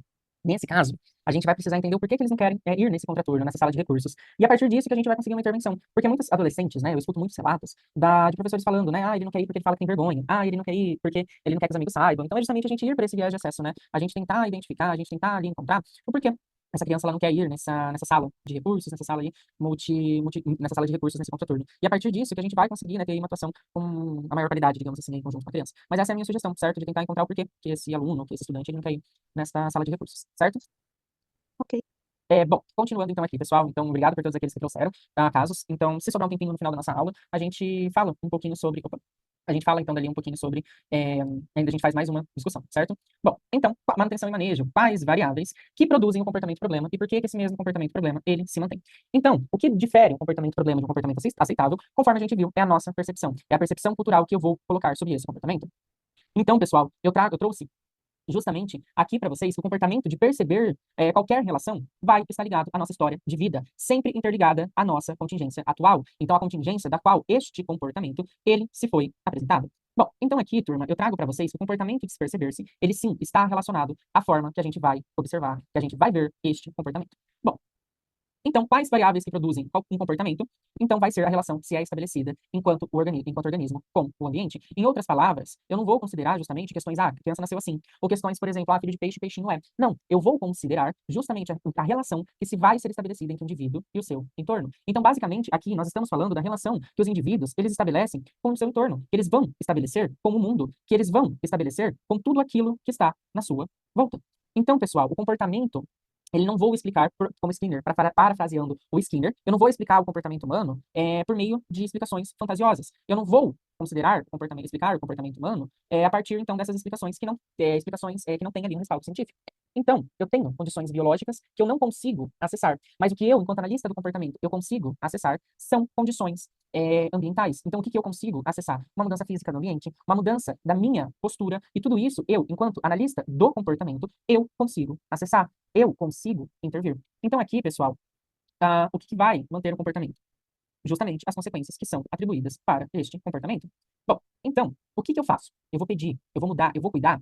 Não, eu vou proporcionar novas aprendizagens para essa criança. Eu vou proporcionar, então, um auxílio para que essa criança ela possa fazer, então, novas relações com os indivíduos. Então, aqui, pessoal, eu vou auxiliar esta criança a entender, a justamente ter outros meios de estar atuando com o outro. Porque, afinal de tudo, o limite para a aprendizagem não vai estar na criança. O limite para a aprendizagem, ela vai estar nas relações que vão ser estabelecidas. Então, em outras palavras, eu não vou falar que a aprendizagem da criança, digamos assim, então o limite da aprendizagem da criança, como o Coelho disse aqui pra gente, ele não vai estar em questões, né? Perdão, turma, só vou retomar aquele raciocínio. Retomando, então o limite para a aprendizagem da criança, ela não vai estar no diagnóstico. O autismo, quando não está associado a outros transtornos, não vai ter, então, um limite orgânico, eu não vou ter nada biológico, eu não vou ter nada ali que vai falar, essa criança não vai aprender porque ela é autista.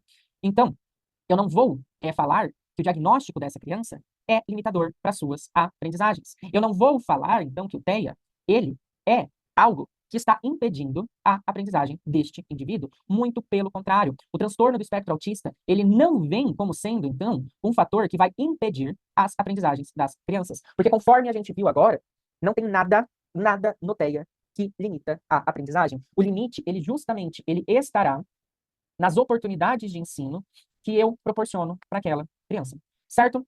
Então, para fazer uma inclusão, para proporcionar uma aprendizagem para aquela criança que está dentro do espectro autista, eu necessito justamente proporcionar mudanças ambientais para garantir com que essa criança ela consiga aprender. Bom, dito isso, pessoal, vamos dar aqui continuidade ao nosso conteúdo. Como que eu faço? Opa, Paula, por favor, pode falar. Professor, o que eu vejo, assim, a maioria dos casos, né, assim, os que eu estou atendendo, é que, pelo contrário, eles fazem se escorar no laudo para dizer que não sabe, que não aprende, né? Ou então é a família. É muito difícil. Eu tenho uma adolescente, eu tenho muita dificuldade de trabalhar com ela por isso. Ela é muito inteligente, mas ela se escora no laudo. Aí ela fala, eu não consigo, como é que ela fala? Eu não vou dar conta por conta do meu autismo. Aí agora ela botou na cabeça que ela é bipolar. Sabe? Aí tudo ela fica se escorando, ela já tá indo pra fazer o PAS, né? Aí ela falou, não, eu vou conseguir, porque eu vou entrar na cota de deficientes físicos. Eu falei, não, você vai conseguir porque você é muito inteligente e você vai estudar e você dá conta. Aí ela fica se escorando no laudo dela, sabe? Tudo que ela faz é o laudo dela. Ela fala assim, eu não tenho amigos.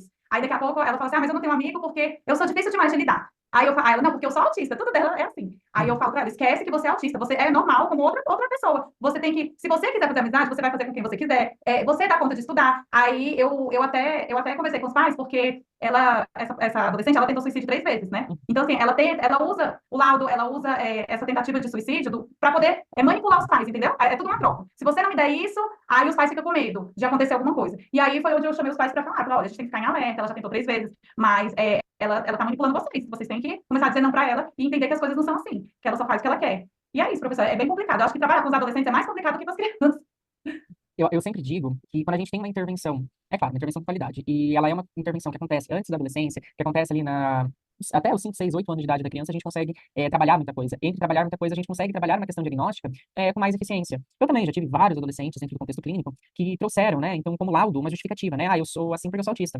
Eu não consigo fazer assim porque eu sou autista. Então, para isso, a gente sempre trabalha, né, na medida do possível, porque a criança ela vai crescendo e vai tendo uma compreensão, essa questão diagnóstica também, certo? O Dr. Google fazendo efeito nos autodiagnósticos, exatamente, Luciane. Remédio, né? Tudo isso. Exato. O Dr. Google acaba fazendo. Sim. E vamos lá, então, para o enfraquecimento e fortalecimento de respostas. Então, a aba, ela tem muitas estratégias de ensino para a redução destes comportamentos desafiadores. Mas a primeira coisa que a gente precisa fazer é uma avaliação individual. A primeira coisa que, quando eu identifico que eu tenho uma criança que apresenta algum comportamento interferente, que apresenta algum comportamento um pouco mais desafiador, ou que eu quero simplesmente ensinar determinados repertórios comportamentais, então, nesses casos, eu preciso justamente promover uma avaliação do repertório individual da criança. Eu preciso tentar conseguir identificar as dificuldades e as facilidades que essa criança ela vai ter. Então, quais são ali os déficits comportamentais, ou seja, quais comportamentos que essa criança ela já deveria estar apresentando de acordo com a sua idade cronológica. Então ali, turma, o que se era esperado que a criança ela já estivesse apresentando de acordo com a sua idade cronológica, o que ela já deveria apresentar. E conceitos da análise do comportamento para intervenção. Então aqui a gente também vai falar um pouquinho sobre esses principais conceitos. Mas para isso a gente precisa determinar algumas respostas, então respostas mesmo, então a gente precisa responder essas seguintes questões. Qual comportamento que eu quero diminuir? Qual resposta comportamental que eu quero que deixe de acontecer? E o que acontece após e antes este comportamento? E quais comportamentos seriam mais favoráveis para a função desse comportamento em questão? Então, o que a criança, o que esse indivíduo, ele poderia apresentar em vez de recorrer a este comportamento problema? O que ele poderia fazer em vez de apresentar este comportamento interferente? Então, qual alternativa comportamental que eu estou elencando ali para esta criança? Em que momento aumentar essas respostas esperadas? Então, em que momento que eu vou reforçar estes comportamentos? E como que eu vou reforçar? Em que momento que eu vou diminuir essas respostas não desejadas? E como que eu vou fazer isso? Então aqui, pessoal, eu trago um ponto que a gente vai falar um pouquinho sobre alguns conceitos da análise do comportamento que favorecem a diminuição dessas respostas interferentes e promovem justamente o fortalecimento daquelas respostas mais adequadas, aqueles comportamentos que são comportamentos que podem vir a favorecer a aprendizagem dessa criança em outros contextos, em outras situações. Então, basicamente, a gente vai falar de principais tópicos da análise do comportamento aplicada neste momento. Então, pessoal, vamos lá. Então, aqui, o reforço, a punição, a extinção, a modelagem, DRA, DRI e DRO. Então, a gente vai falar de todas essas terminologias, que eu imagino que algumas delas não são terminologias novas para vocês, porque imagino eu, no meu achismo, certo? Que vocês já tenham visto essas terminologias em outras disciplinas, principalmente sobre reforço, punição e extinção. Então, imagino eu, novamente, no meu achismo, que vocês já tenham entrado em contato com essas terminologias. Mas, vamos lá, que a gente vai ver alguns conceitos novos, e a gente já vai relembrar esses conceitos aí um pouquinho mais antes, certo? Bom, então vamos lá. Então, reforço. O que é o reforço? Nós temos dois tipos de reforços. O reforço positivo. Opa, atenção pessoal, microfone. Nós temos dois tipos de reforços. O reforço positivo e o reforço negativo. E o que seria então esse reforço positivo? Seria então a gente atribuir consequências que seriam agradáveis para essa criança após ela apresentar um dado comportamento. Mas também seria, por exemplo, eu retirar o reforço de um determinado comportamento. Então, o que seria eu retirar esse reforço desse dado comportamento? Seria eu, por exemplo, seria eu retirar um evento aversivo da vida dessa criança para aumentar a probabilidade dessa criança apresentar esse comportamento novamente, dado um futuro semelhante. Então, aqui nós estamos falando justamente, então, em alterar a probabilidade desta criança se comportar desta mesma forma, acrescentando, por exemplo, uma punição. Perdão, acrescentando, por exemplo, um reforço positivo, que seria justamente eu acrescentar algo agradável para ela. Ou eu também posso alterar a probabilidade dessa criança se comportar dessa mesma forma, retirando algo de ruim que está acontecendo ali para ela. Então, por exemplo, você quer ir para o parque. Então, para a gente ir para o parque, você, por exemplo, vai precisar fazer atividade. Ou eu posso, porque o que eu estou fazendo com isso? Eu estou colocando ali o parque como reforçador positivo. Mas, por exemplo, você quer que a tia pare de cantar? Então tá bom. Então você vai ter que falar, tia, para. Então, eu aumento e eu paro de cantar mediante esse pedido dela. O que eu estou fazendo com isso? Eu estou alterando a probabilidade dessa criança pedir novamente para eu parar de cantar, dado o futuro semelhante. Bom, vamos lá. Reforço. João gosta muito do parque da escola. Certo dia, João chorou em sala e, para acalmá-lo, levamos ele ao parque. Nos demais dias, João chorou mais que o habitual em sala. E o que aconteceu com o comportamento do João? O comportamento do João de chorar foi reforçado. E por que o comportamento do João de chorar foi reforçado? Porque, na hora que ele chorou, ele foi levado para um outro ambiente, e neste outro ambiente teve justamente algo mais agradável do que o parque. Por quê? Porque na sala de aula, ele estava fazendo algo que ele não gostava. E a função desse choro era de fuga e esquiva. Então, na hora que o João chorou, e eu levei o João para um outro local, eu levei o João para um outro ambiente, eu reforcei o comportamento do João de chorar. Então, ao reforçar o comportamento do João de chorar, ao levar o João para um outro ambiente, eu aumentei a probabilidade do João apresentar esse mesmo comportamento para sair da sala de aula, dado um futuro semelhante. Por quê? Porque ao chorar, na primeira vez, eu demonstrei para o João que este comportamento dele é um comportamento funcional. E vamos ver, então, o que aconteceu depois. Então, certa vez, o João, ele estava chorando, certo? Então, teve um outro dia que o João, ele começou a chorar, e no que o João começou a chorar, a gente não levou ele para o parque, porque a gente percebeu que o João estava chorando mais. Só que mesmo o João parando de chorar e perdendo verbalmente, a gente não levou. Então, aqui, eu coloquei um comportamento em extinção. Qual o comportamento que eu levei à extinção?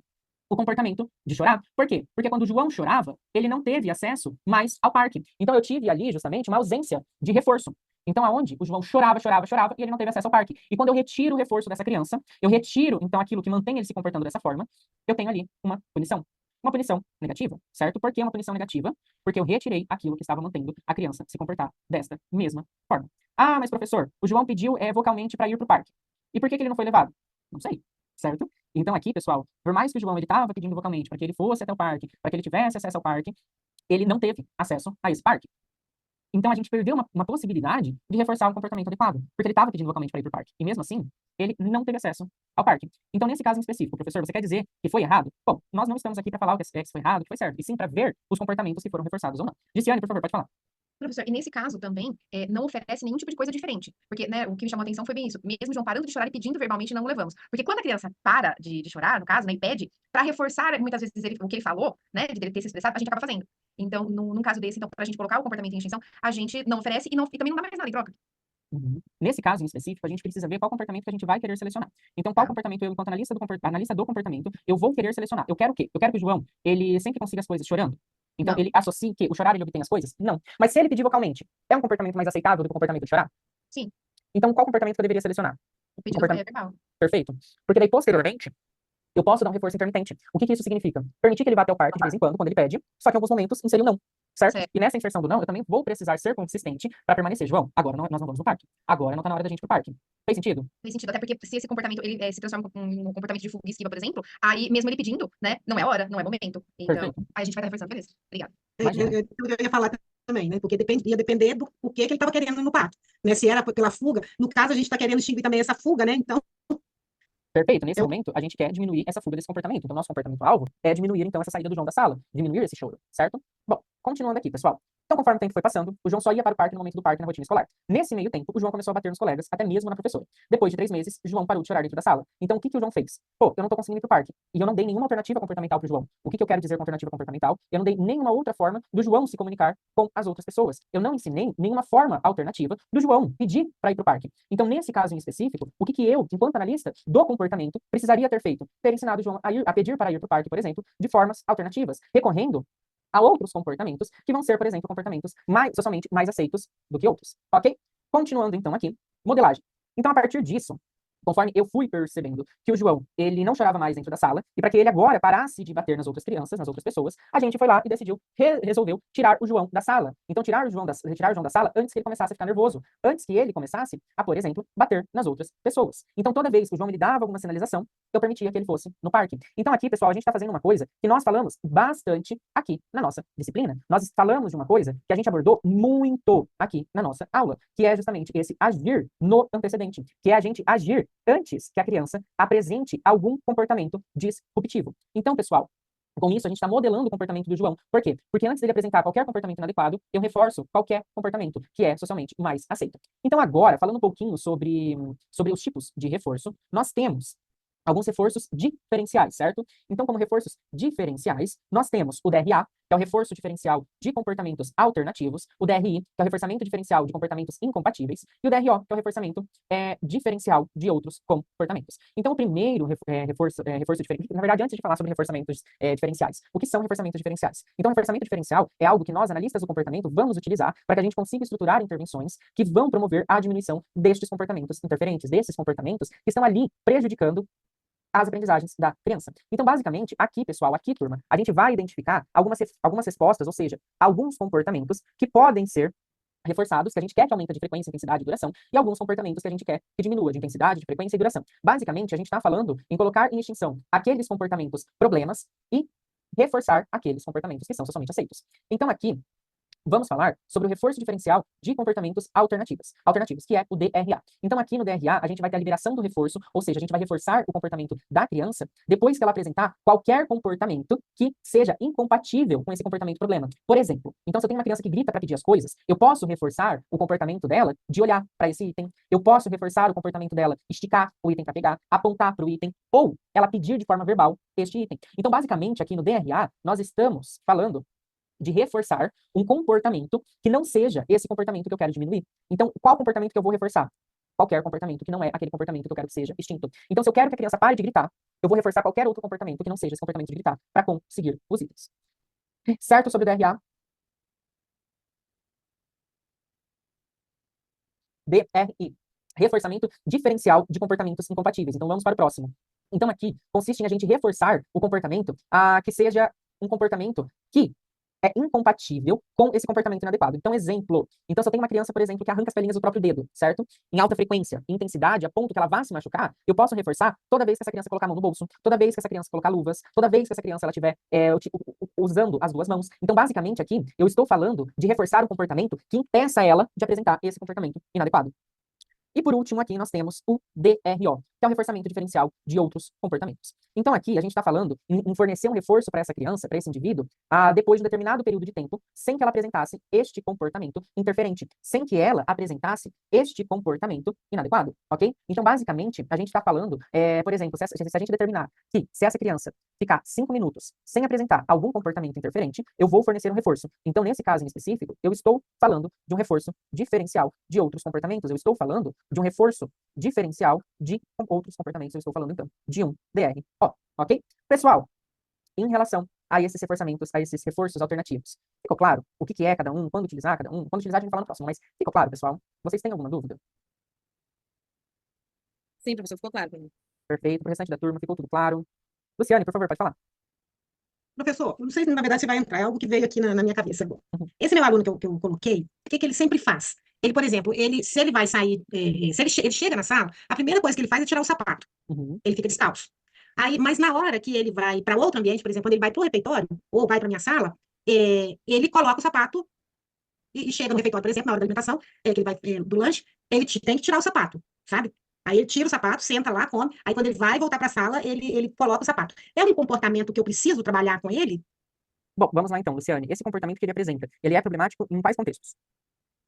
No caso, o pé, né, ficar sujo, porque aí depois ele começa, aí eu penso em ter que talvez retirar, porque ele começa a mexer no pé, ele vê que tá sujo, e às vezes ele quer passar na outra pessoa, porque ele sabe que vai sujar a roupa da outra pessoa, então ele tem muitas essas questões, por esse lado, entendeu? Entendi. Então, nesse caso, o comportamento de tirar os sapatos não é o maior problema. O maior problema seria ele sujar o comportamento das outras pessoas, certo? Ou Sim. sujar a roupa das outras pessoas. Ou Aí, ele até mesmo ficar mexendo, porque aí ele mexe, ele bota na boca, Uhum. Tipo assim, sabe? Parece que é meio que uma provocação. Eles falam pra gente, ó, meu pé tá sujo, aí eu vou botar na boca.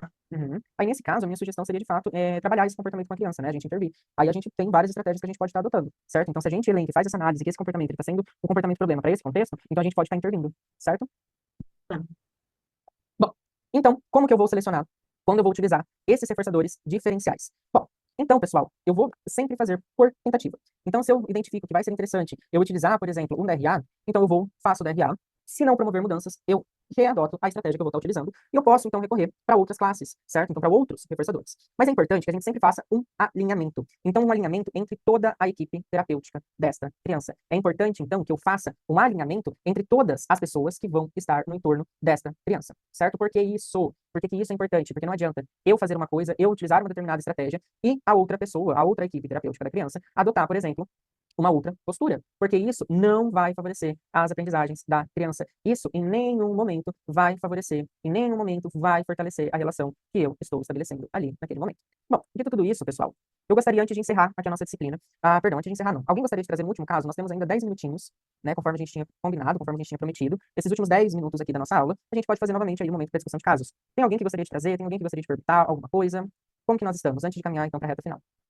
Professor, eu tô pensando a respeito, né, do DRI, DRA e DRO, no caso do meu aluno, que ele anda o tempo inteiro, né? E realmente, eu estava com uma taxa de sucesso alta na permanência dele sentado. E agora, de uns 20 dias para cá, mas exatamente depois que ele ficou doente, né? Então a gente voltou do recesso escolar.